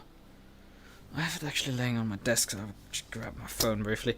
Because I can just, I don't need to use probably my recovery code. I can just, because I have the SIM card back in the phone, and so I just need to, I need to install the Steam app then on my phone, which is the bigger issue of all things. I've had to install a bunch of apps again because I don't have Discord right now on there. I have my Aegis for two-factor again. I have organic maps for maps. I put Kleinanzeigen on there because I wanted to be able to correspond with the guy, the buyer. I'm now thinking of purchasing actually a second battery for my newly acquired ThinkPad, but like, I sort of don't need it. It's just a really cool thing to have because you could just, the ability to just hot swap the battery out is just too cool. Like, this is just amazing. But a single, this like, I don't have the big battery. I have a 24 watt, same size as the internal is, but I can just, but like, one of those batteries is enough for me to last through an entire lecture.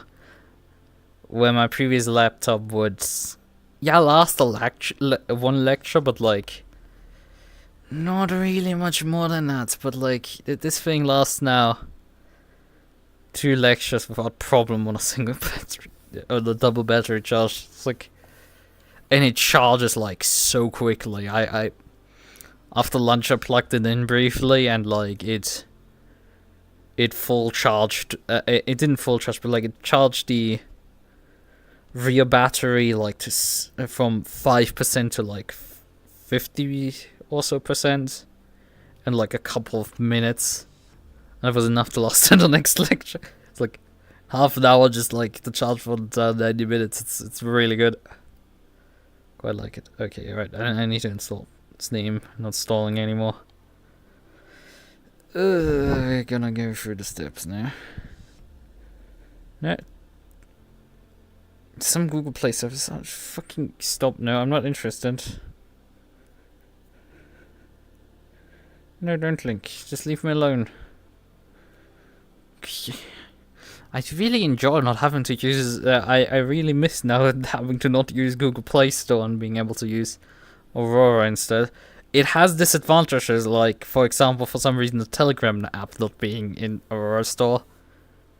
Like, it just randomly sometimes apps disappeared, like reappear in the store. It's just like, okay, great, awesome. That's useful.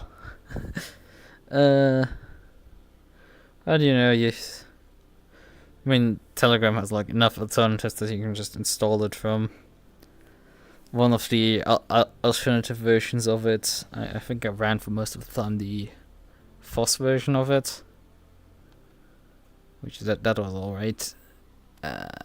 Where chicken burger? What do you mean chicken burger? Yeah, we finished the race. I didn't win. I'm not even joking. I didn't win. I'm trying to right now sign up for Pitskill, but like,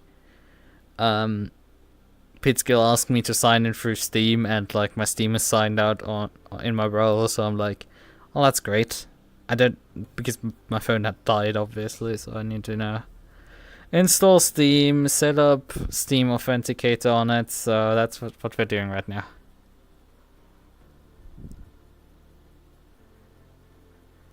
Right. So we're not doing particular much. I mean, we could actually, you know, load up my... show off my Porsche livery again. Well, we're not doing anything productive.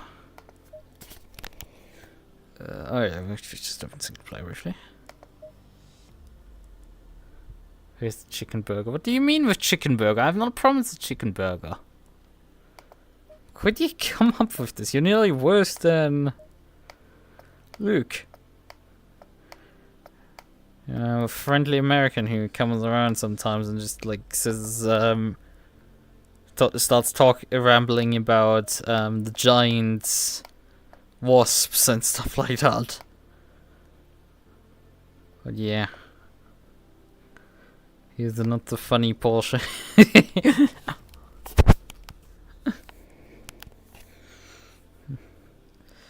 Steam is taking its time to install. The thing is, like, this thing is taking like multiple minutes just to download 50 megabytes.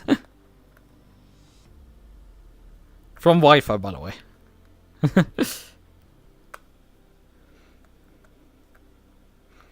Actually, this thing does support 4G, actually.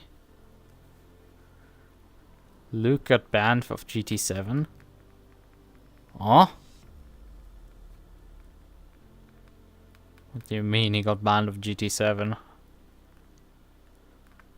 did the thing? What did you do, John?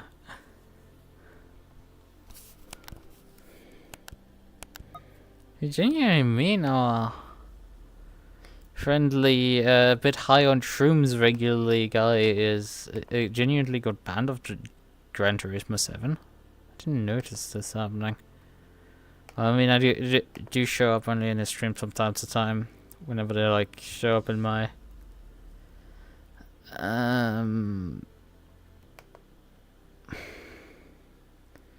yeah, go figure. I do have him somewhere in my list of subscriptions. They're way too long, that list. I wonder, I sometimes don't get proper notifications and stuff. There's only very few that like actually sort of watch everything of.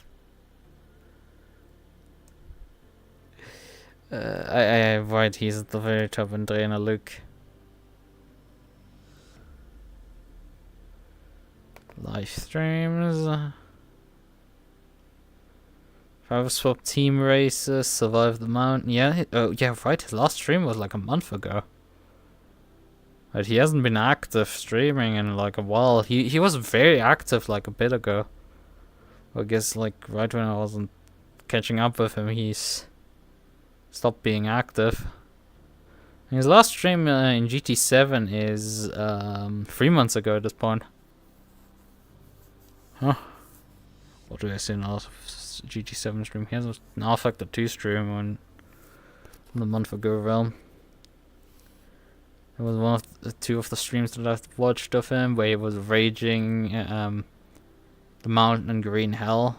He did a driver swap race and then he did a race with the Mustang, and that was basically that. Interesting.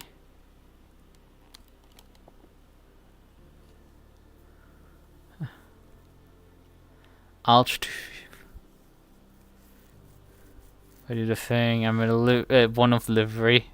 Looks like a rescue livery with the colors. That's that's fun. Yeah. Give me the recommendations. Do not go with a D, go with a window manager.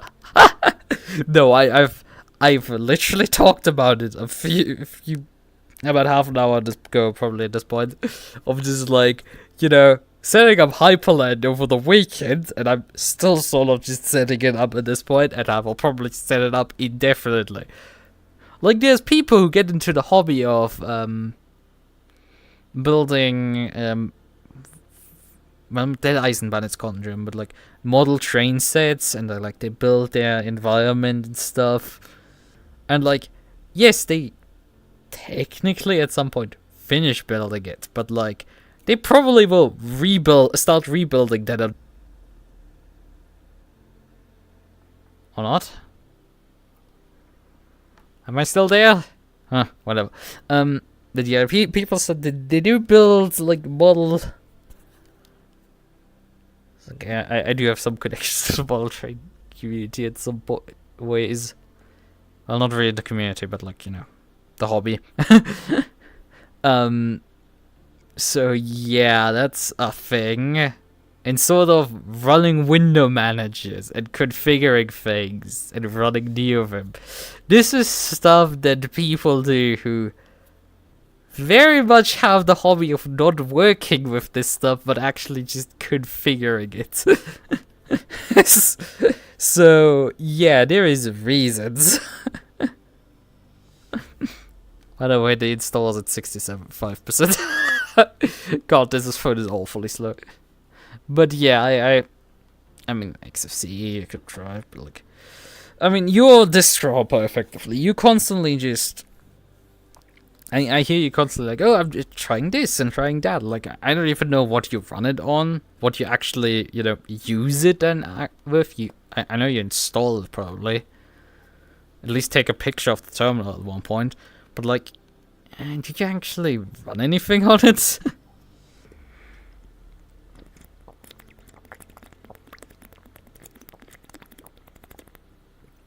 I mean, I do daily drive my distro, so like, there is a thing. Oh yeah, this over. Yeah, right. We could actually, we could show the Porsche delivery. Well, this is the adult Team Irish delivery now, and the 6 hours of Watkins Glen in. And where is there's not today for work. This is here I was thinking about picking this for the stream thumbnail because I ran this in a 3-hour race at Nürburgring and nearly won that race despite nearly basically going a lap down in the first hour due to a first lap incident. Had to pit. And then went a lap down towards the end of the first hour, but in the rain I came back and nearly won the entire thing. And then there's this. Yes, I have this. I do have this. Unfortunately, the Porsche GT, the 991-2 does not port particularly well to the 992. So you would have to relay out everything. And despite how slap bang together, obviously a Hago livery like that is, you still need to sort of place the images how they are.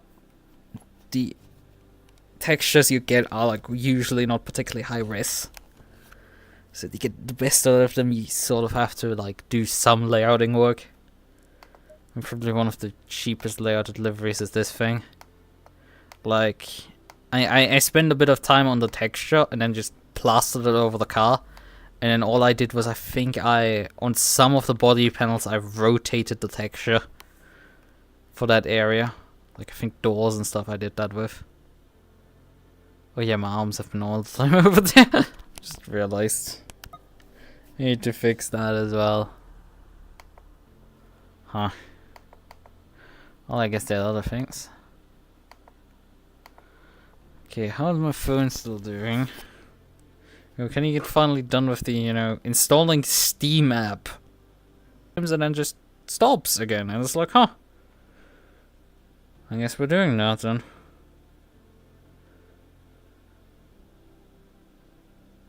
Oh, come on.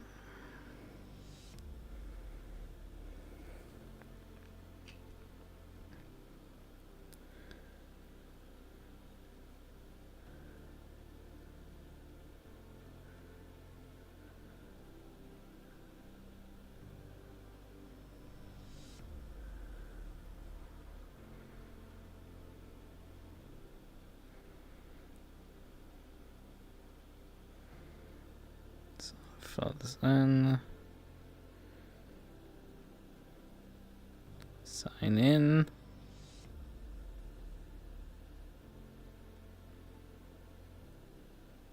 I no longer have access to my authenticator.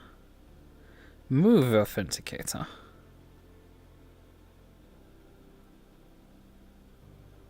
We'll send a code to your phone. So I'm waiting now.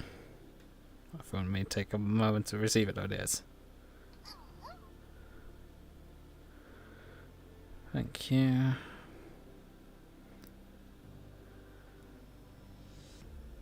Well, it doesn't offer me easy copy. I guess I need to juggle this briefly here.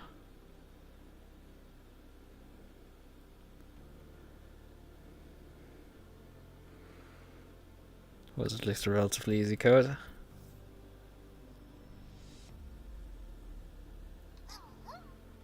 Well, probably the easiest way to get this code right now out of this phone is to just screenshot it. Literally.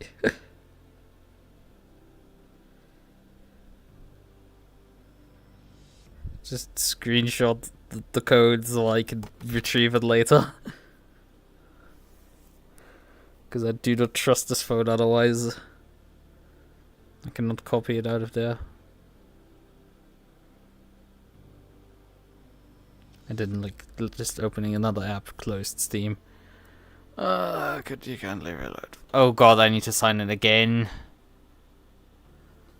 Do I need to go through the process of acquiring the thing again because you decided to, you know, be silly and just let me not finish my sign-in? Because I hadn't pressed the done button at the bottom. That briefly just checked if... Okay, it let me sign in at least, so... The authenticator is still activated, but it hadn't signed me. Oh, okay, I can confirm that I want to sign in with the device I'm signing in. Now that is brilliant, guys. That is like big brain moment from the Steam authenticator. Yeah, because I pressed the fucking done button at the end. So like, yes, allow it to take pictures, thank you. So I will now have to get up and actually take the fucking picture. Oh god. Yeah.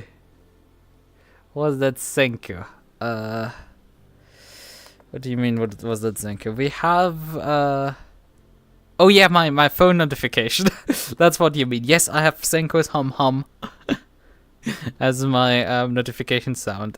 I've had that like for a while, so like my old phone still has it, my new phone has it. Yeah, we're looking at Senko. We can just...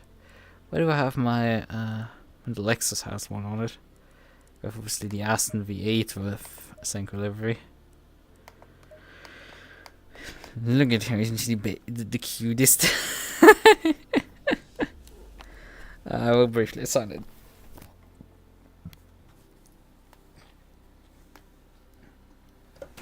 Oh.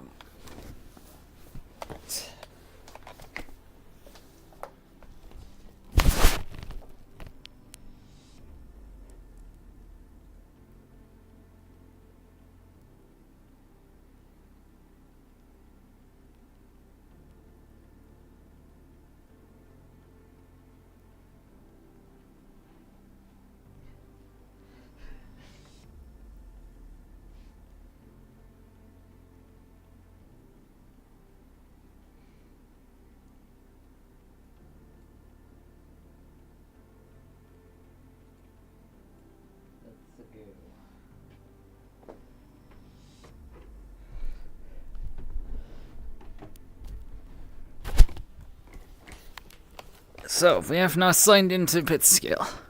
Finally, has just taken us probably like half an hour at this point.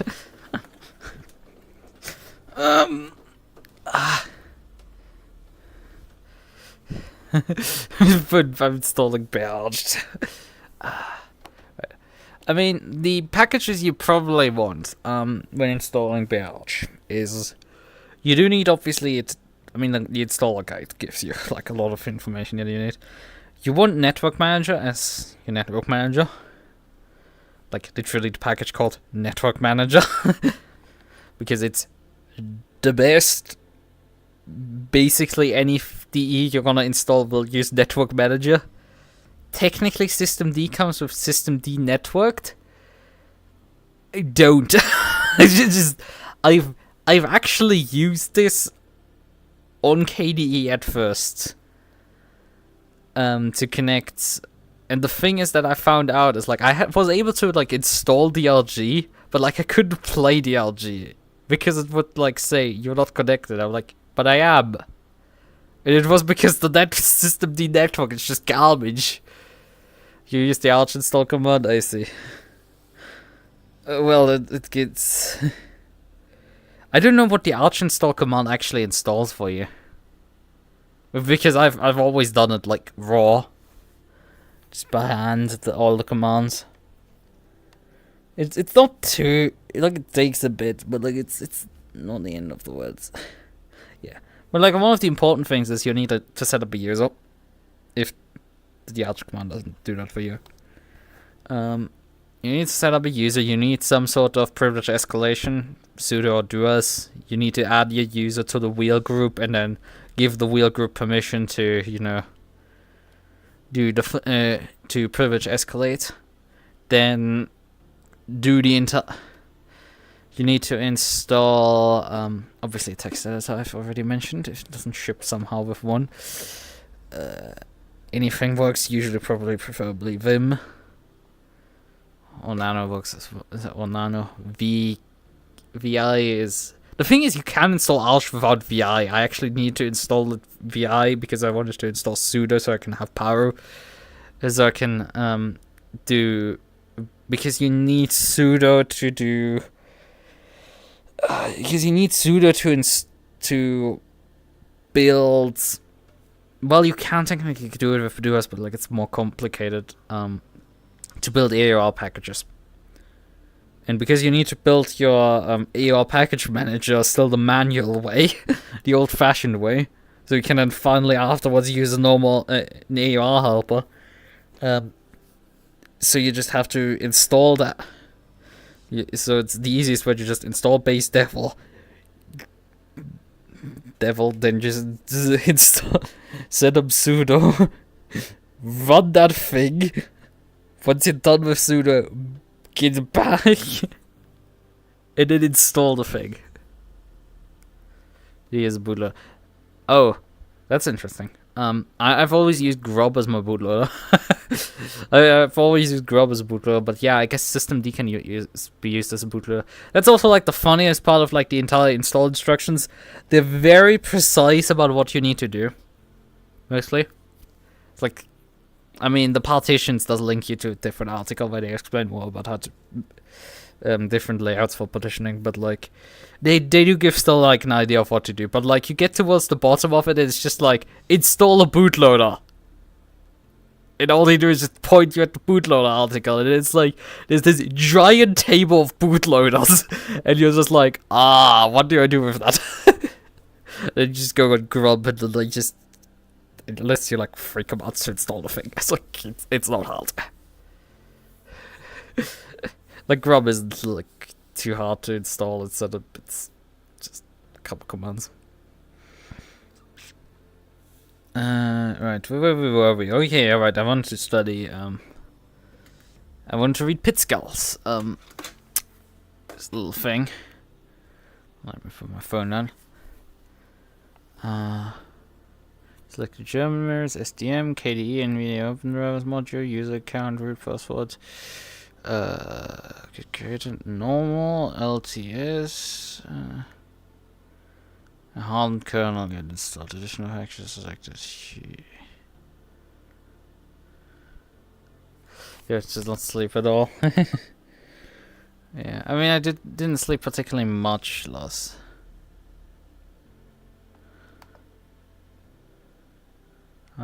Okay, so Pitski on back to Pitski. So they make a questionnaire here. Should I screenshot actually? Yeah. Maybe it's funny if I screenshot this thing. Yeah, let's just do some screen sharing. Where is it? My let me check that my desktop capture actually gives me. Yeah, that gives me a good desktop. Because you don't know if it now suddenly points to a different monitor. You can't trust Windows with that stuff. Yeah, so should I select... Just starting out, I have some experience, I'm a pro. You know, as much as I talk down to myself, I think this is a relatively applicable point. Licenses explained. This is based on your pit rep, safety rating, climb. This is your pit skill. Yeah, well, you finish your race compared to other people around. So which part is it on which? Oh, okay. So, yeah, the letter is the license, the safety rating license, and the obviously here's the letter also spelled out as class, and here it is the numbers obviously your rating. But they made lines in the most stupid way possible to just fuck with you, right? Like, I get it that you have this full view here that has like the class specifically spelled out, and then the skill rating here. But, you know, you could have also split this up to both sides. So you have the yellow line. So, like, this graphic is on this side and this graphic is on the other side. So you have both sides having lines spread out. So, like, it doesn't have to have a crossover here that, like, confuses everyone. Also, color choices are terrible. Like, the contrast is fucking awful. It's like I'm pitting this meaty part. Okay. Yeah, it's an ELO, licenses. Everyone starts as rookie licenses. The starter guide, and you are able to enter races as a rookie. Minimum license. Usually are daily races. License progressions, C class, B class, A class, S class. That's an interesting color choice. But sure, whatever. This is. Recommended series online racing with pit skill.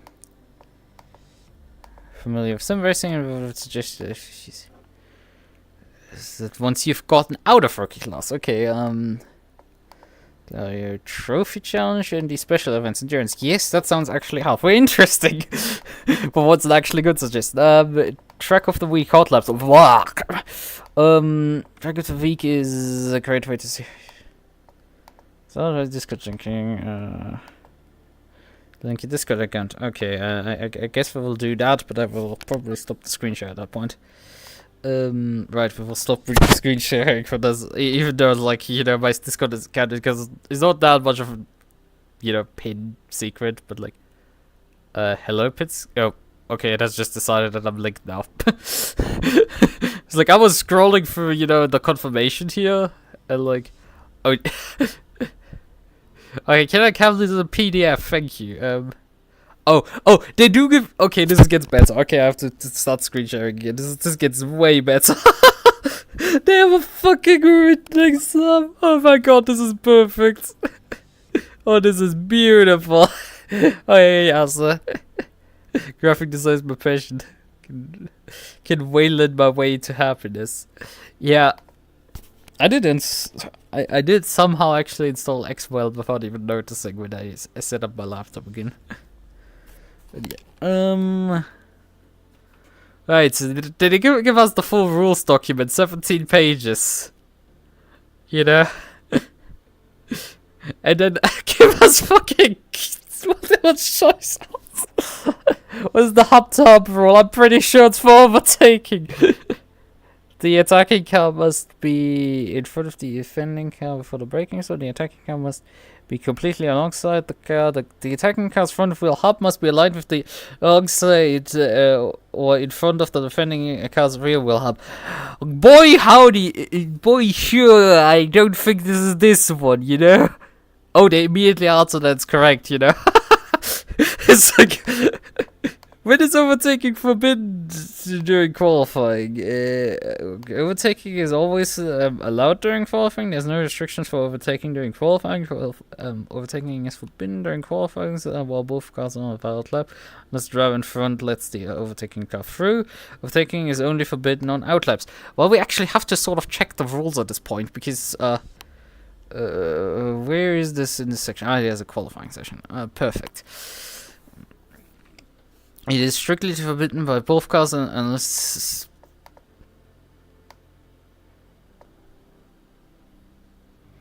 Did they literally just copy the fucking answer out of them?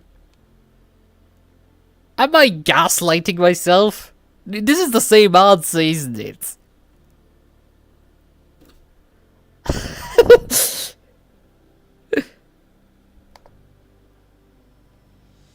And they have a spelling mistake here. They have a fucking spelling mistake.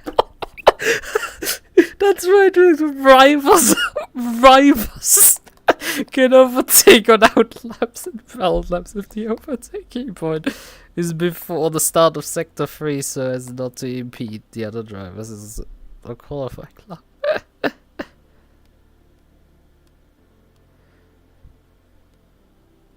Oh god, the thing is they have put this literally a sentence in the first... Well, the answer to the question, the first sentence of the paragraph. So if you just literally look at it, you don't have to look at the entire information here, right? Which is probably actually important to look at. Like they set it up. Based on the shooting system's purpose, which incidents should be reported? Boy howdy, I assume they only incidents that PageRap hasn't addressed, all the racing incidents, regardless of intention. Minor racing incidents that don't cause any damage, intentional incidents, all those other drivers' enjoyment on the platform, even if handled by FedRap. Right. What's going on here? I'm confused. Well, this is pit skill. I'm sort of being roped. Pit skill IO. This is a service similar to LFM, right? And I'm sort of trying to sign up for it. So this is the questionnaire they literally give you when you try to sign up. So I assume it's... Should I just guess the last answer, you know? I mean, considering they give you immediately the answer, I assume if you make a mistake, they just let you repick. Yep. So I assume they just run race steward software in the background. How does multi-class qualifying work? All classes qualify together. The fastest qualifies before the slowest class, and otherwise, as stated in serious information, qualifying orders random. Qualify first. Okay, but we need to. Oh yeah, they're multi-class. Group qualifying. When there's a multi-class or groups in qualifying session, is equally divided between the classes. The fastest car class will qualify before the slower class.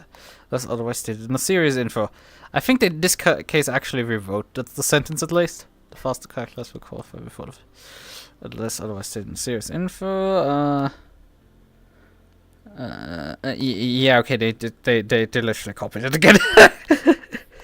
Like, they just copy sentences verbatim. What does the yellow flag signify during a race? A yellow flag indicates caution, or is it must slow down to... yeah, for signal to increase speed. Okay. Yellow flag allows drivers to battle for position more aggressively. Yellow flag have no meaning during races. Oh god. It's like, come on. Like, I mean, this is cliche, because realistically nobody cares about the yellow flags this much, but like, I mean, these options are just so stupid that this becomes the only right answer. Is it allowed to stop on track for any reason? No stopping on track for any reason is strictly forbidden. Stopping on track is allowed if you're experiencing technical issues. You can stop on track to avoid an accident. Stopping on track is allowed in designated areas. I'm pretty sure designated areas is probably... Oh, there's a stopping on track section even for this. Drivers are strictly prohibited from stopping on track during a race and qualifying sessions. You may use runoff areas or reset the car back to the garage. See 2.91 for post-race behavior. Okay. So, in this case, they're not using the same sentence. No stopping on track any reason strictly. I guess the first one? I mean, technically, you may use the runoff areas. So technically, it's designated areas. It's not allowed for technical lesions. Designated areas. Okay, I guess that's not correct. I guess the runoff areas are not designated areas, huh? I guess that's not... Okay, great, I've popped the window up. That doesn't matter too much. I hate this because this does happen regularly with my super trackpad. Correct, stopping on track can be dangerous for other drivers as well. It causes real life incidents, so it's strictly forbidden. It's like, yeah, but like, the class cabinet fell on my child. God, that is an old the Fear Games joke. That is such an old running gag. That dates back to Need for Speed Rivals for his review of that game. And he continued that meme up to, I think... He definitely repeated it for Need for Speed 2015. He repeated it again later on. I think for... What was it called? It wasn't Heat, the one before... The one before Heat. I don't remember what Need for Speed was.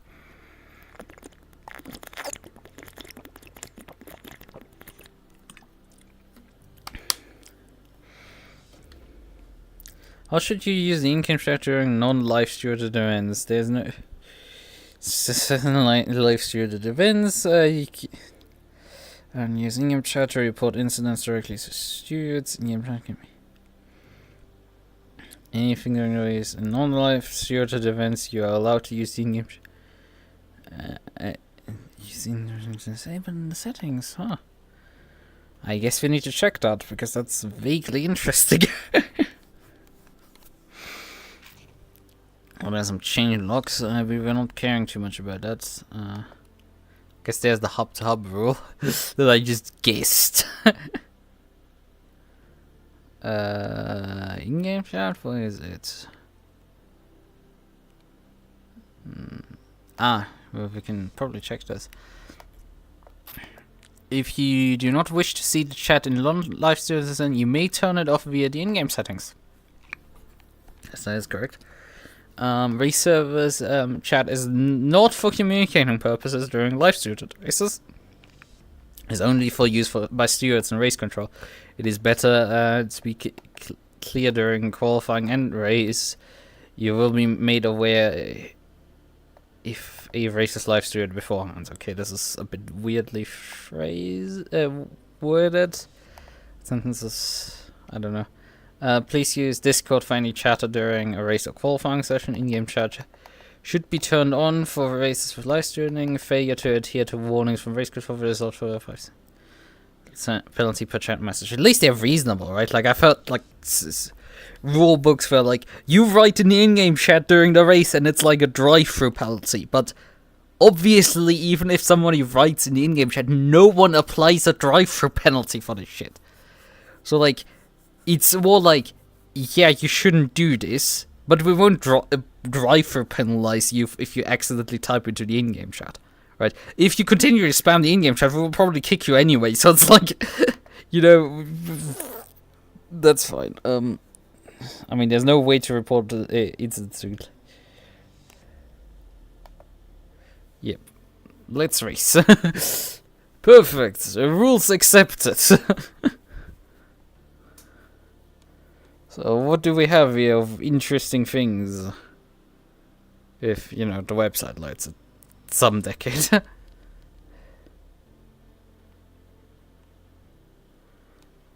Wait, that starts in Season 21 Amateur Hourly Series. Should I run a race tonight still? I mean... It's rookie license. I probably want to get out of rookie license at some point. The daily N24 series is rookie licensed? Oh my goodness gracious. Opens in 20 hours, okay. So that's why it's not for sale. But like, rookie license for a 40-minute race? Sure, that's like a good idea. 15-minute race, fixed weather, less than 20k pit skill, amateur focused. Yeah, coaching prices for KM drivers. Interesting. 2x pit rep and pit skill, random weather 30 car splits. Yeah, I mean, this gives, I guess, more of rating, but like this is sooner. We probably want a sooner race.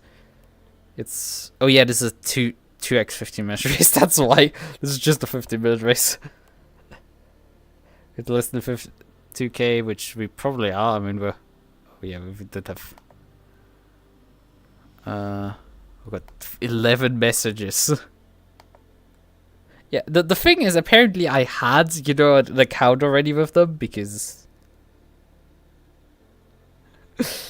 but like Mark is red, thank you. If we just want to be done with them. Okay, good.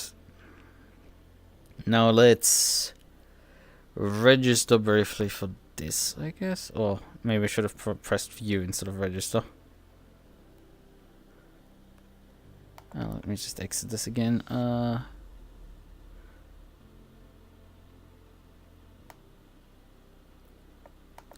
Okay, notify interest. Registration closes in 16 minutes. Okay, we have practice 2 minutes. Everything allowed. I'm probably not pitting anyway. Maximum team size, drives per split. Where's the interesting stuff here? Pit BOP enabled. Yes, we're running Bob. We're not running with Bob. Manager pits with zeros. There's the number. You must see server details between 0 and 2000. I don't know. I think I'm between those two numbers. So it's today. That ends at 1:08 AM. I guess we're gonna briefly register for this. And we're gonna drive the 992.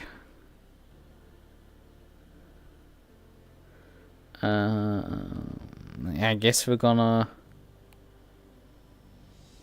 sync to see other drivers deliveries. No, we're not gonna run a custom. I mean, I technically am running a custom delivery, but we're just gonna, you know, not share it with others. So that's fine. Oh, the fuck! Probably want to not show that on stream. Let me briefly scroll out of the way. That. Let's just get that out of the way before I accidentally splash the server infos on the stream. Server information will be available here when the race server has started. This box will automatically refresh every 10 seconds.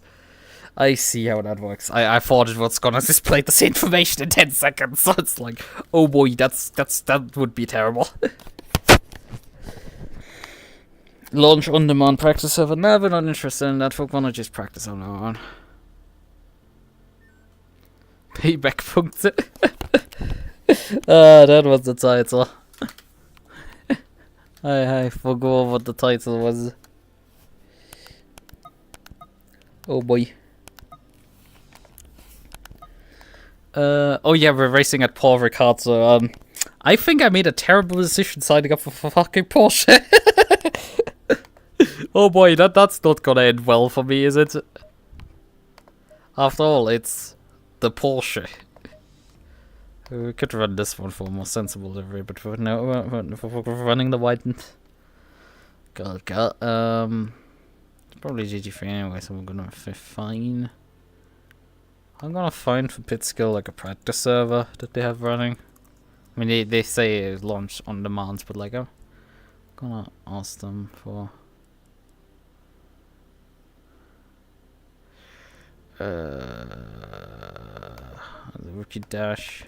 How many people actually signed up for the split right now that I'm in?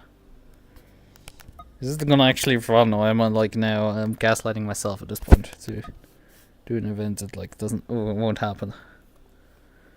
Feel hilarious. Need to move this to my screen while we're at it. Oh, oh, there goes my. There's the crying emoji, cat. God, I have cursed selection of cars. Was it pit skill that like didn't allow you to see who signed up for a race? Okay, I know what is happening here. I'm the only one signed up. Well, this is likely not happening. I'm pretty sure it would happen if I'm the only one signed up for it. I mean, it is just after midnight. It's probably too early for the Americans, and it's too late for the other Europeans. It's for the Europeans, so it's like, yeah, I guess. So, if the page would be a bit faster with, you know, loading the top part events, because I'm...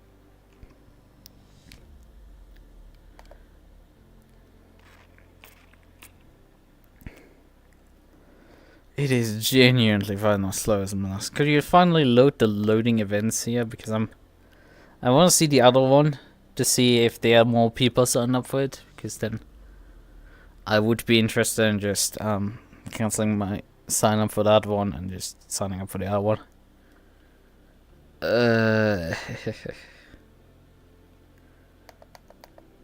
Come on, why is this page so slow?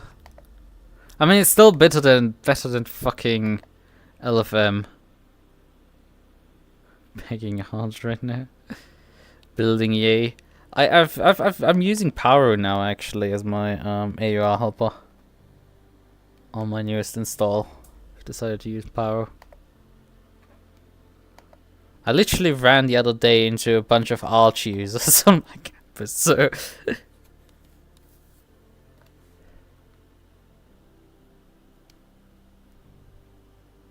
wait. Data below will refresh automatically in 20 seconds as you're a VIP. Is that a joke, or is this just, you know, them telling me stop fucking refreshing the page, goddammit? Because I'm like, at this point, I'm slightly tired of your page taking like forever to load. Oh yeah, I threw my gloves over there. I need to pick that up. So this is gonna now figure out how to, you know... Yeah, it's just...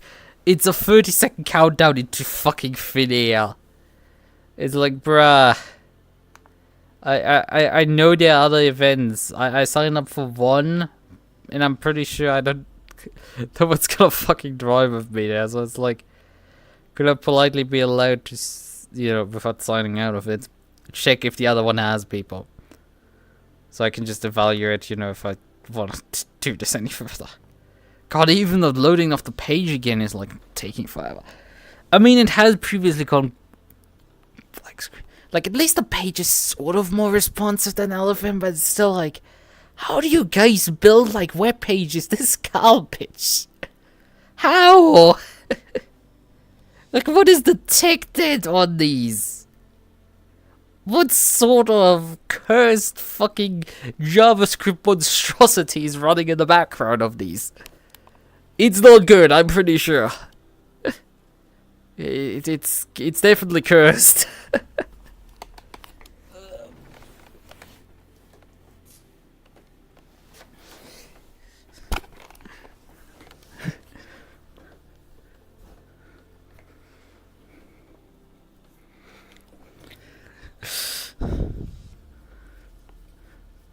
It's not wanting to load anything right now anymore. I've at least got my gloves at this point. Should I do Barcelona practice? There's 10 minutes remaining till my server apparently starts. Probably not, because, you know, I'm the only one signed up. Apparently. Oh, where's my Chad? Chad!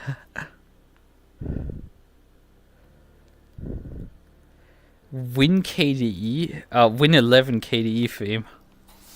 What are you doing? That you ended up on a Windows 11 KDE theme.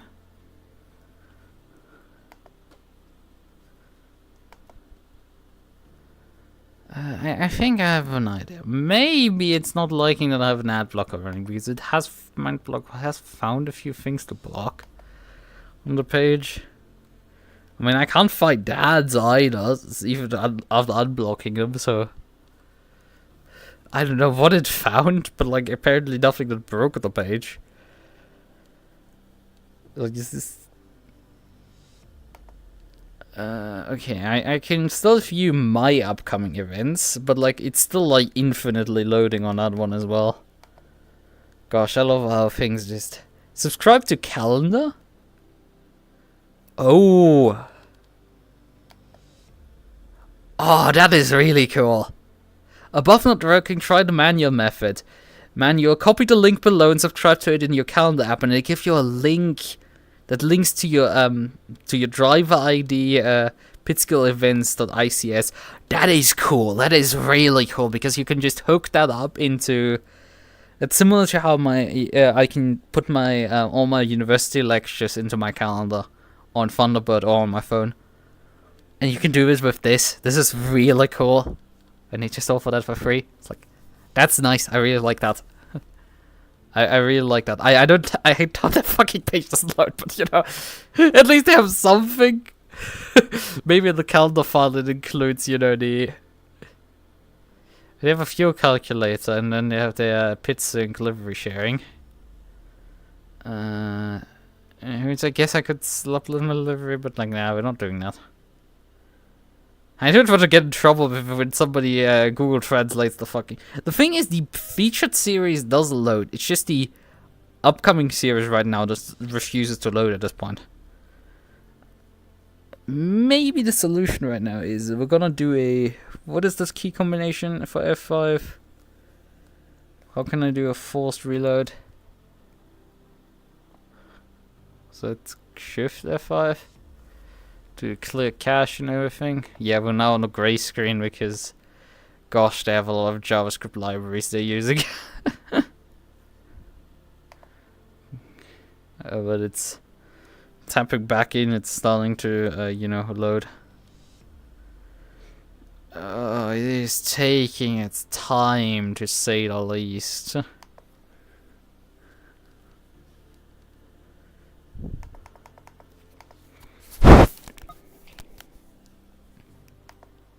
Control F5. I was running Shift F5, so I guess that's good. Let's try Control F5 again. The thing is, I have to press Func as well on the keyboard because the function row is playing silly buggers for that. Although that didn't do really anything. That'll reload very fast.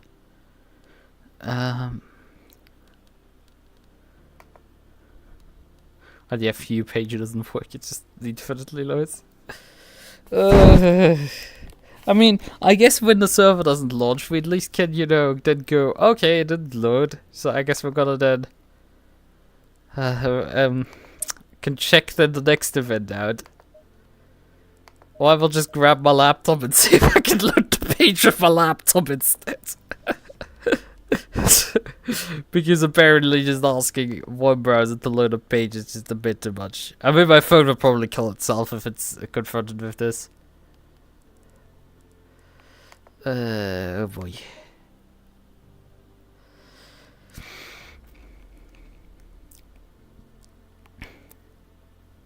Title in VTrack this season after the recent announcement. What was announced recently? Has this... Well, Discord's actually finished loading at some point. Huh? Yeah, I was browsing for Discord, but I guess there was an announcement somewhere. There's an announcement from ELC. It's not on that Discord server. They're doing the mini race, but I think the problem is with the mini race is that the mini is DLC, and I don't have the DLC, and I'm not buying any DLC. And they're doing the IndyCar race end of next year, so it's like end of this year, so like I'm not gonna run. Yeah, I'm gonna run that. I still wanna run that, even if it means for me to fucking install R-Factor 2 again, which is like, I will do it, but I will do it on the Linux. I will specifically run R-Factor 2 on the Linux. This is gonna be more pain than it's probably worth it, but like it's gonna be cool, right? And yeah, following edits to classes have been made, which, okay, that happened literally 8 minutes ago. So yeah, but us and the Empire moved to Pro and Dirty Co moved to Silver. The most obvious moves that have ever happened in VTrack history. Like, it was very obvious that Asa would be the next Kirihara. Granted, you know, I mean, he won a championship with that, and so now she's gonna not win a championship due to that. But still, this was very obviously coming. I mean, similar. Oh, at least the now the race page is load. The thing is really with Pitska, like I should just press load on something and then alt tab out of the window and then like come back 5 minutes later and it will probably have loaded at that point. It is a genuine case of just you can wait for the page to fucking finish loading. Oh, that's beautiful. Right. But yeah, this is such a duh moment. Although, Jordan, I would be a bit cautious because, you know, Qualy has been relatively fast the last 2 rounds, so he's out-qualified you, I think, the last 2 rounds even. So, like, I wouldn't quite dismiss him as a threat for you. But yeah, that's just fun. The chance of getting the silver championship. But yeah, that definitely, I do think you have a chance to win the silver championship. Wait, I'm still on the desktop program? I thought I transitioned a while ago. Why was I still on this desktop program? I was literally browsing Discord with it. I'm fumbling the fucking bag here again. I was in the wrong program.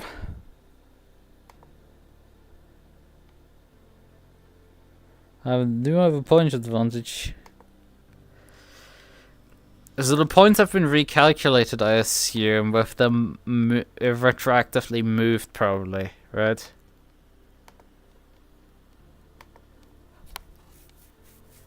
I assume that's gonna happen, or, you know, Asa's gonna carry a fucking race win as much, which would, you know, not be great for me, but yeah, I guess. Sure. Have the standings be updated to reflect this fact? Yeah, she has been moved. She's has 2 7th place finishes now. In pro and silver class on the other hand. Yeah, yeah. Kohai is scoring in silver class as 2nd place. Granted, this is after 1 round where, like, you know, he has a 6th place dropped right now, and you have 2 wins, so that's a bit of a difference. Realistically, more Sen would be 2nd place because of 2 3rd places compared to Kohai's 6th and 2nd. Also, less of a question because she's finished 7th in both rounds, so that makes it easier. Kirihara is a similar threat to me with his 2 3rd places. So there's Fitska finally, you know. No, it doesn't want to load the other events. I guess we're gonna try loading the event page for the event that I'm not gonna actually run. Or not. Because last time I checked, I was the only person signed up for it, so go fucking figure at this point.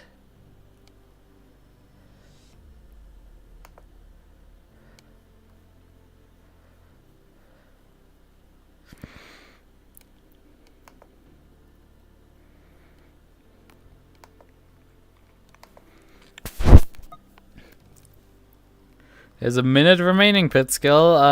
Are you gonna beat the clock towards loading your own webpage? God, I hate you.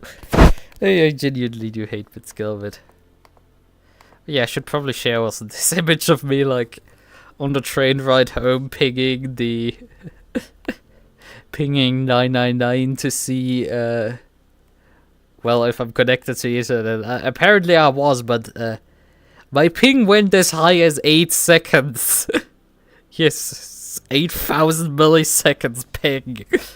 Like, that's the moment I'm just like, well, I guess I'm connected, maybe. Also, yeah, Pitskill is losing the race in terms of, you know, their page loading before their server goes live again.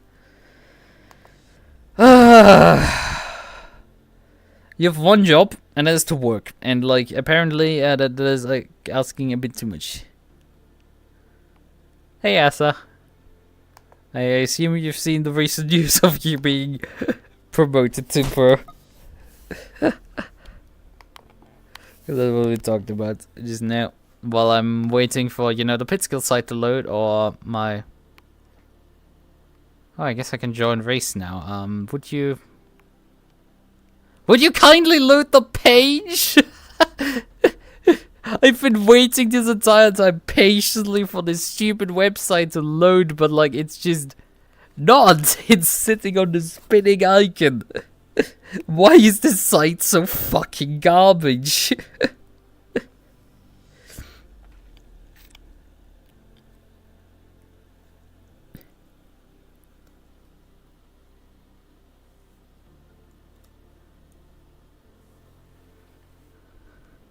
Like, it has one job, and that's just load pieces of content. It's just...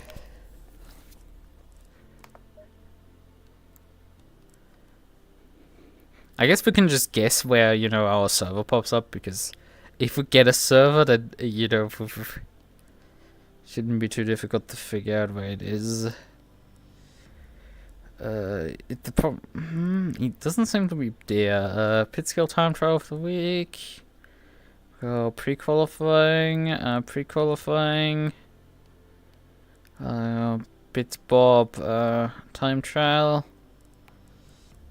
practice, sensational, no, none of these are it. That's the VTrack Pro standings, yeah. That's a bit of the demotion. Anyhow. You have qualified like higher than most. It's just you do have to still convert that into a good race result. Yeah, it doesn't seem to be there any server, and you know, asking the website to load anything is just apparently a fool's errand of just asking something to happen that like really doesn't want to happen. Like, come on, I've look, what is this garbage? I have internet, I have everything, and your site doesn't load, right? Like, you have one job and I have to have a fucking site, and I'm like, I'm not particularly happy about this. Like, I've had this issue with SimGrid before. This time it's Pittsburgh completely falling apart while I'm trying to, you know, run one event. And I can't even join the Discord because the banner for that is not popping up either. But, like, they're a massive blob of, like, you know, featured series. That loads, because that is loaded incorrectly. And not fucking streamed in with some JavaScript garbage.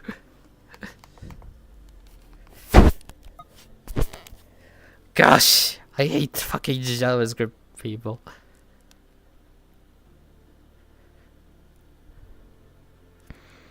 Ah, there's the server. I found it. The problem is I can't join it because, you know, I don't have the server password. I guess we could try guessing the password because I can't load the server. No, it's not the password. It's like I can't get the password because the website isn't loading.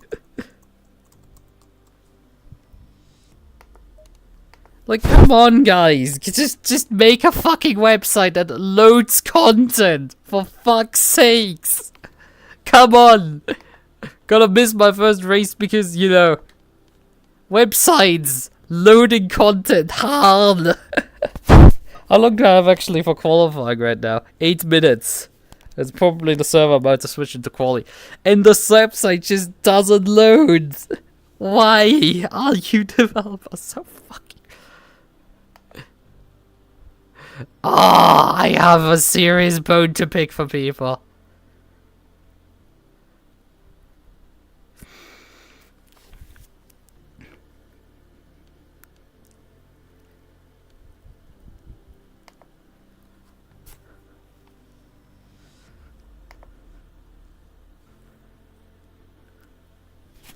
And it just endlessly loads and loads and loads and loads.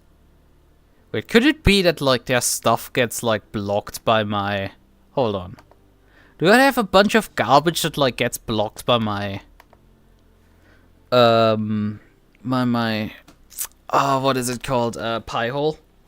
Because if they have a bunch of fucking garbage trackers that, like, cause their stuff to get blocked in Pi-hole, which I'm not running an aggressive filter list, I'm running the fucking default stock one. It's really about as stock as you can get with this shit. Right, the problem is I have to sign in, I think, with fucking... Well, I can probably... No, I can't check the...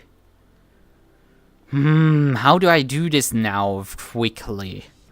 Because my phone will probably fucking explode loading the site, and, like... can't VPN myself briefly in to just get out of it. Although I can just, you know, change DNS settings, but that still will require me to fucking disconnect briefly. None of these options are great. The thing is, it did work earlier. It's just as soon as I signed up for the event, it just died. It just stopped loading properly at that point.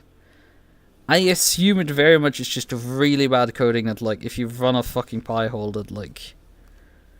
I mean... Oh, yeah, right, I still have that configured, actually, for my phone, so I need to actually...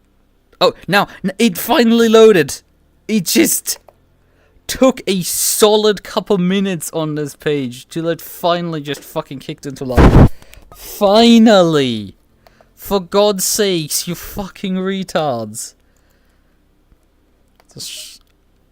Okay, according to the entry list, I'm supposed to be a fucking Porsche. Right, then give me a Porsche.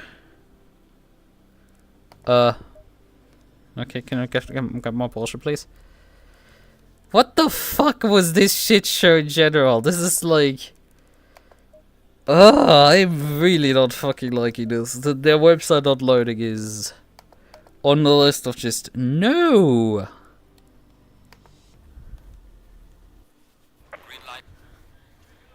Okay. C. Anderson.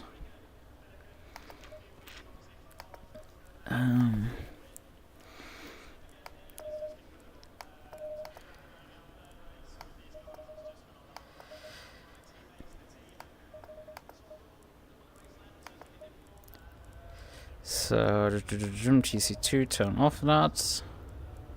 EC map is alright. A 15-minute race, we're gonna run 62 liters. We probably want some bump stop range on the front. But not like all the bump stop range on the rear, we don't need that much. Oh yeah, we could load a ghost, not go set up a different one, but like, you know, if we're not needing to run that. It's gonna be interesting. Is our opponent competent or not? It's an interesting question. So, 4 wing, 28 track, 21 air, 4 yeah, I think we're gonna run for 4 front brake ducts. Let's run brake pads 1. It's relatively cold though. Let's go up by 0.5 on the pressures. Like, the thing is, the air temp is cold, not the track temp. Track temp is relatively high. Like, not that high either. It's like, it's... Okay. Something. Oh. That's time in the union shed. Oh, good evening. So. Right, we're gonna get some more driving action in.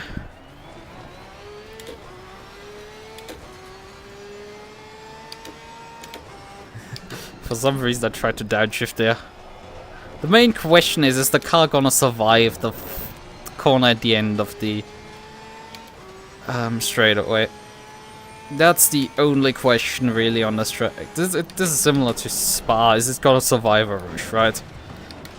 If your setup works for a Rouge, in the case of Spa, also the question, do you survive Blanchimont? Although that's a less difficult one. But the main question is, do you survive that corner? The rest doesn't matter. The rest you can drive around. Like, if you want to be competitive, sure it matters, but like, it's at Spa it matters just to get up the stupid hill. The rest you can figure out later. 280. That's when this guy drops out. Yeah, it's completely fine for you. Could probably slice the rear wing off there a bit further. Not like we have to run long on this tire set anyway.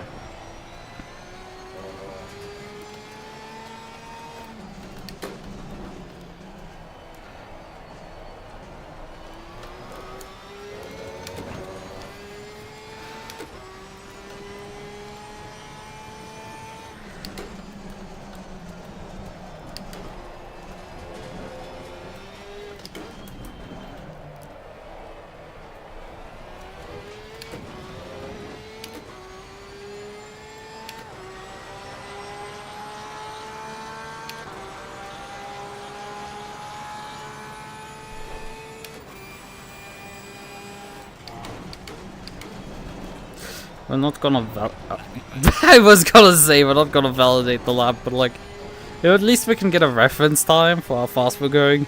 Because I don't have to come into the pits at the end of the lab to invalidate it. We could just, you know, drive over the line. Although it would be preferable if we didn't pull over relatively quickly so we don't, you know, delay qualifying any further. So we didn't delay the other guy. I'm just briefly shaking down the car. I mean, we have gotten a rough idea of how this car handles. I don't know if he has an idea how his Porsche drives, so who knows who I'm up against here.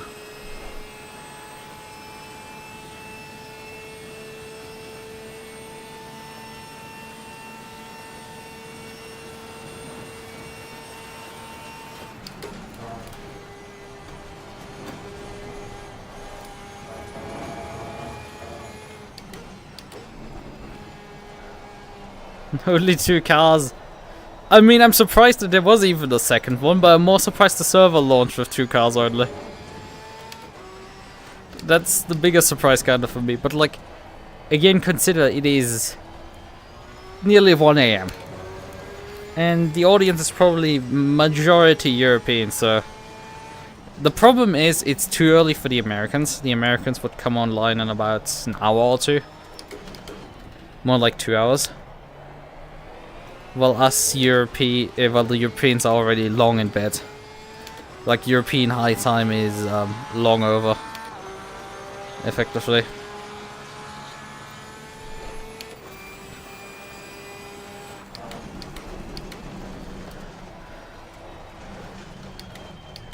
Your lap time is invalidated.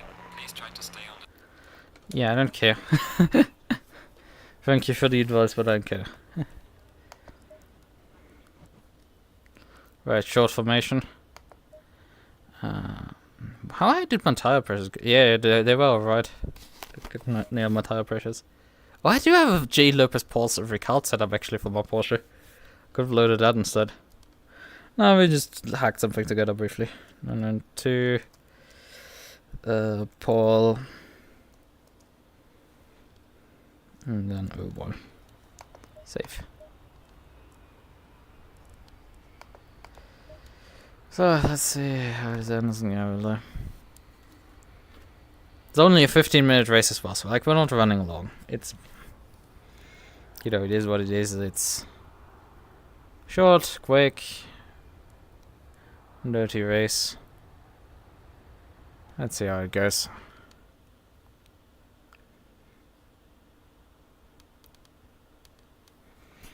That'll be fun.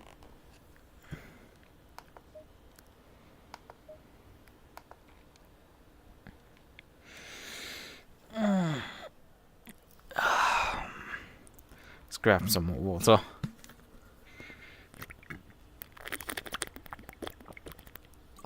Yeah, you might have seen the image on Twitter that I took off the meme machine that I acquired. But yeah, that was in like basically 2 hours of public transit one way, and then 2 hours of public transit the other way again. And I didn't take any water with me, which was not too smart. So, when I arrived back home, my body was already starting to take revenge on me, and it's very much... Yeah. And the thing is, I have to turn on the pit limits of this car to validate that the revs are on, because you can barely hear the car when it's... Okay, he's at least not AFK. Because it hasn't shown like any sign of being, you know, alive. But looking at the ping, this is probably an early American. 208, that's... I don't know what mine ping. 18, okay, yeah, we're on a European server, that's an American lot. But that must be West Coast?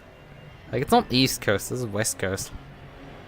Like, East Coast would be about 130... 150 at most. Okay, he's like not interested whatsoever to race.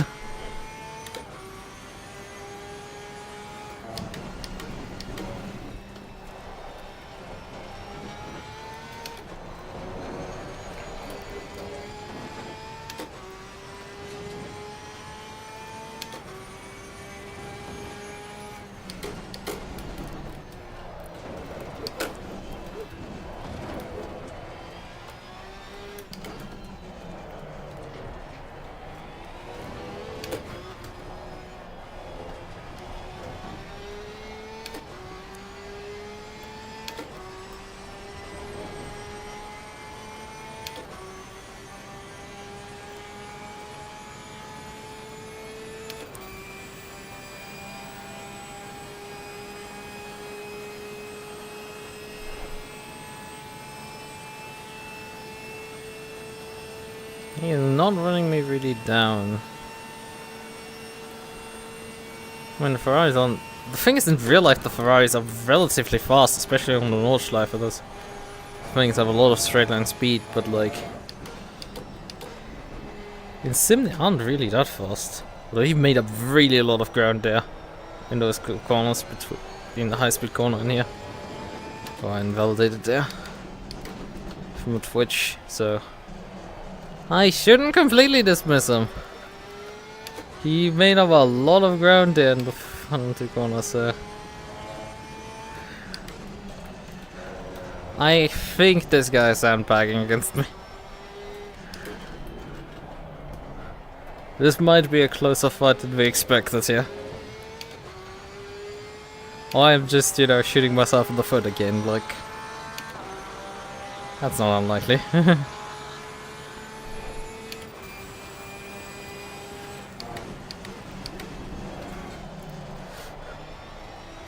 Probably need to move the brake bus rivets.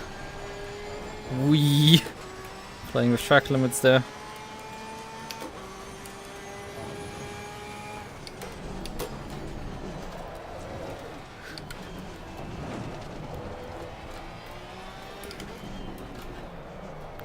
But I can in some sections just completely outrun him. Like he just has nothing in the first sector there against me.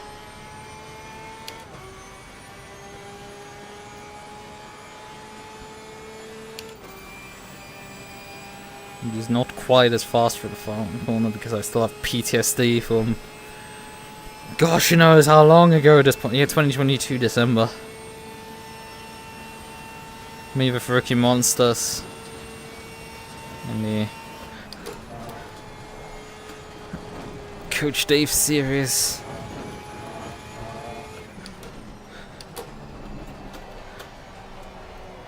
Yeah, that car was horrific to drive and I was still sick. I've been coming down with a cold. It was my second enduro for that week. And I ran in total a drive time of about, what was it, 10 hours in the span of about just over 24 hours while being sick. It is a bit of an interesting one to watch back because it's, you know, it do sound a bit interesting while I'm sick. Never mind, this is only half a second off me. Which are not slow times, are not. Although when I ran here in V-Track with the McLaren pre-bob, it was... I think we drove... did I qualify with a 52 or something? I don't remember. I mean, it's SGP, so like you can actually figure it out at this point. Not really anyone.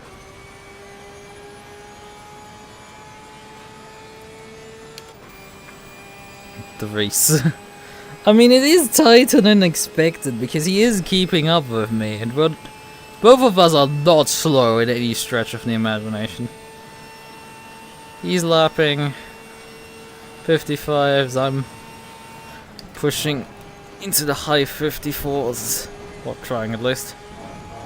Not seemingly working too well for that. Oh, he's pushed a bit too fast into that corner.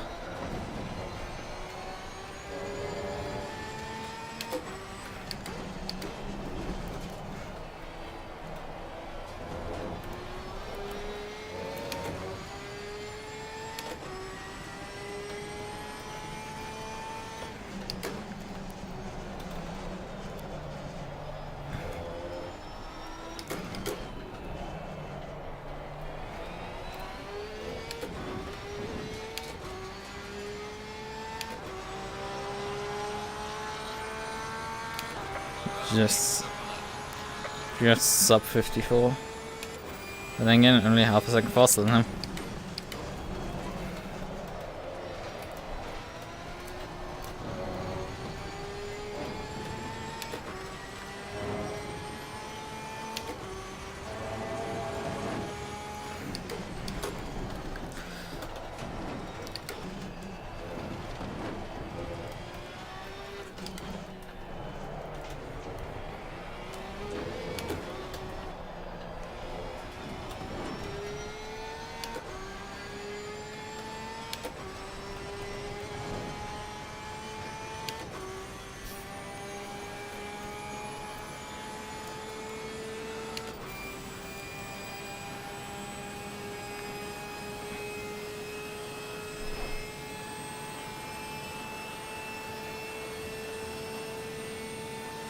Finally, nearly halfway. We barely burned 7 liters. Like, figuring out where to brake for that corner is quite tricky. Oh fuck. Nearly did a Leclerc.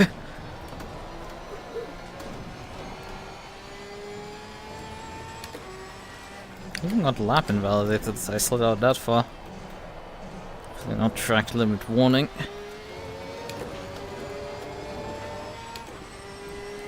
Costly mistake still.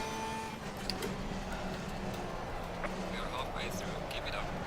Yeah, precisely what I thought. Would happen soon.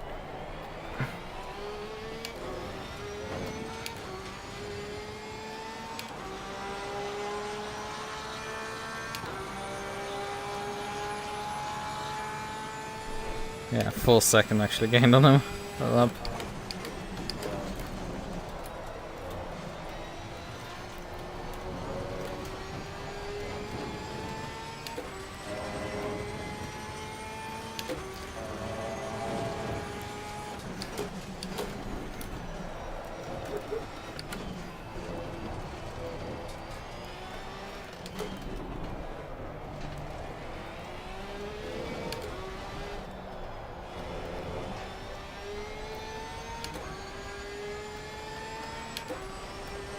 Just remembered something that I've forgotten to do.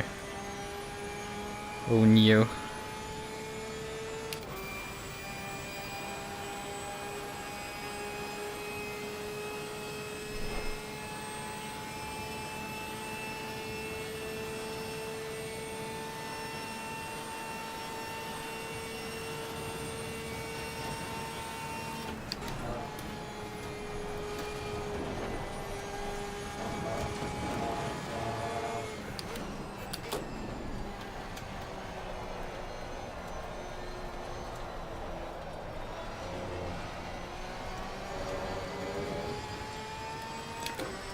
We didn't increase the gap to carbines.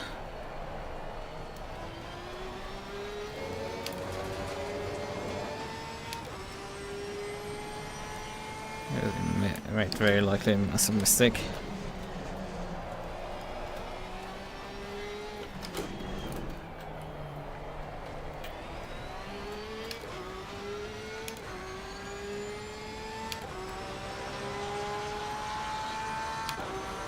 Fastest lap of the race, man. Good job.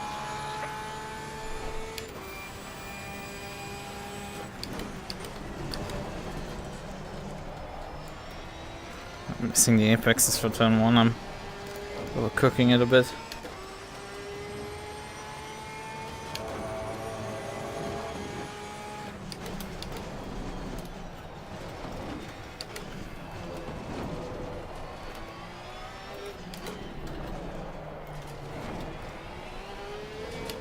Oh, he has a drive-through?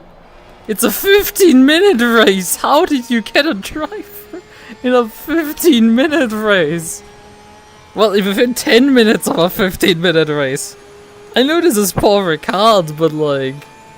Boy! Or did he like skip a Nah, he didn't gain enough time to skip the Taisha King complex. Oh boy! Well, that makes life a bit easier, I guess.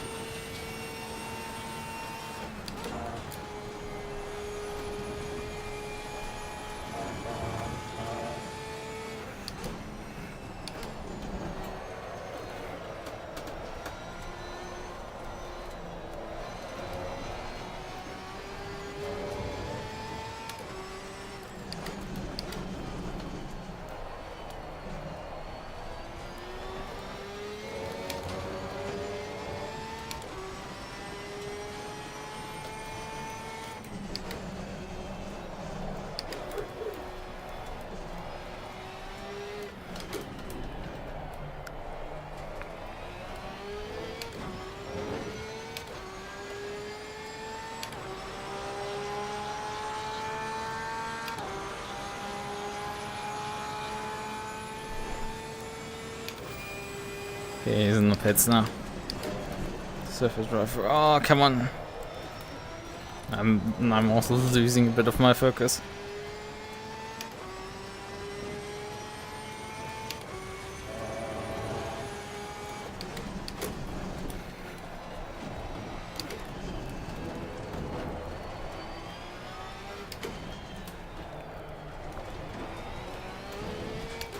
It's still not spinning out every other corner.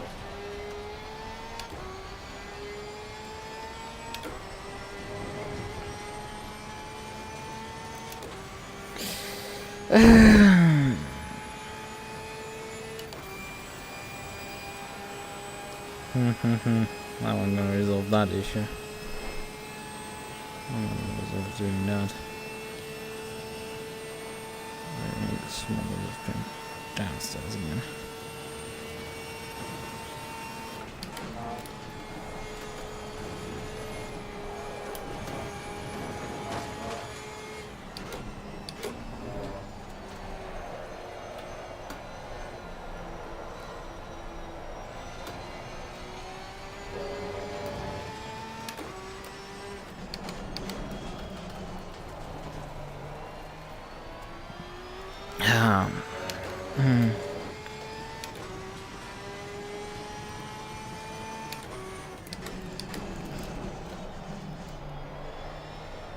Yeah, Thursday. It's gonna be an easy time. Well, Thursday's even home, so Right, mate, this is your last lap on the Radeon. Keep it together. it's been a moment since. Well, I am saying it's been a moment. It was literally 2 weeks ago Saturday when I last heard that.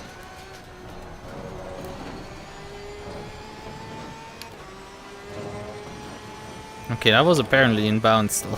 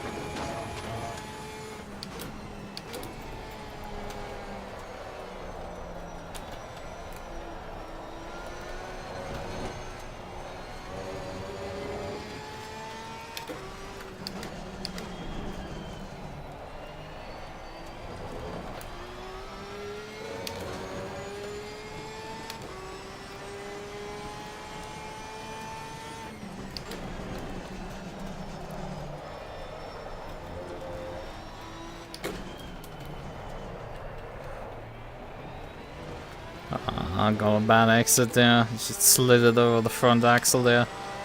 Killed the lap time. P1, excellent job. What a race. See you in the pits. Bring it back. Bit unfortunate. Couldn't push it lower than 54s. Or was it 54s? I can't think that like we were doing 52s. That would be a bit absurd. It was probably low 54s because that would have been also like pretty crazy for me.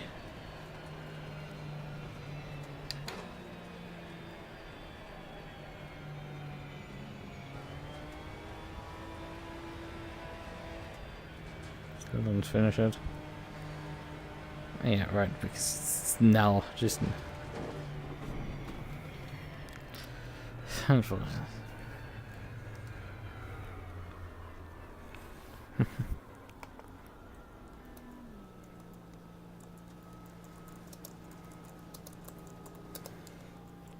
Unfortunate.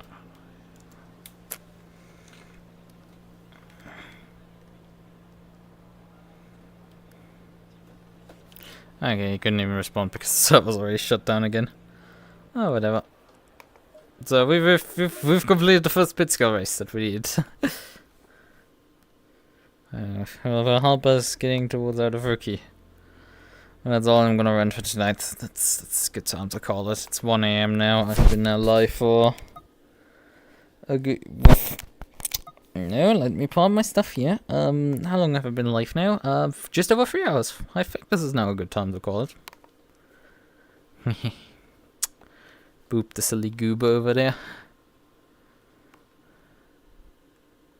Ah.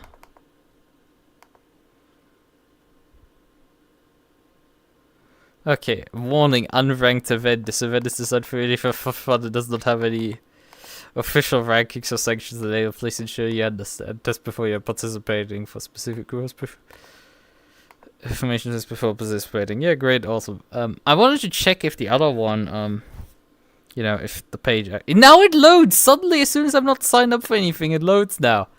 I think you guys broke your own page. But yeah, apparently there's significantly more people signed up for the 1 AM that has... I can see actually the registered count of cars.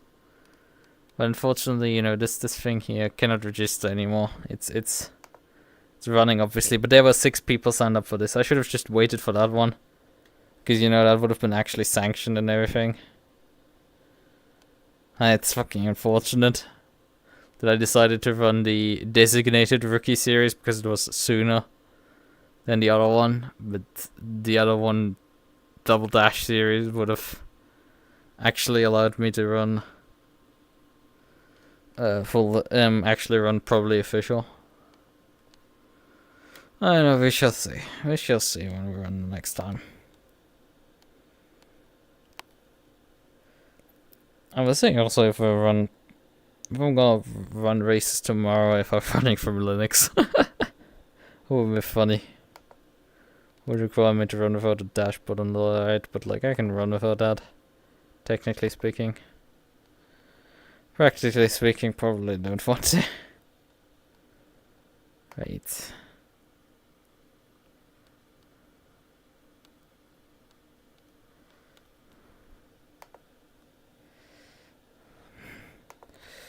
God damn it. Wow.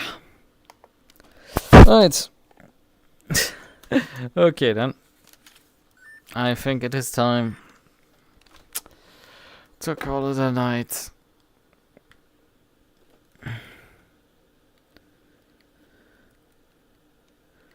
So. This Ligube is trying to escape. Right then. Good night. Bye bye. See you in whenever. I mean, probably soon in my DMs again, isn't that? Pain there. Good night.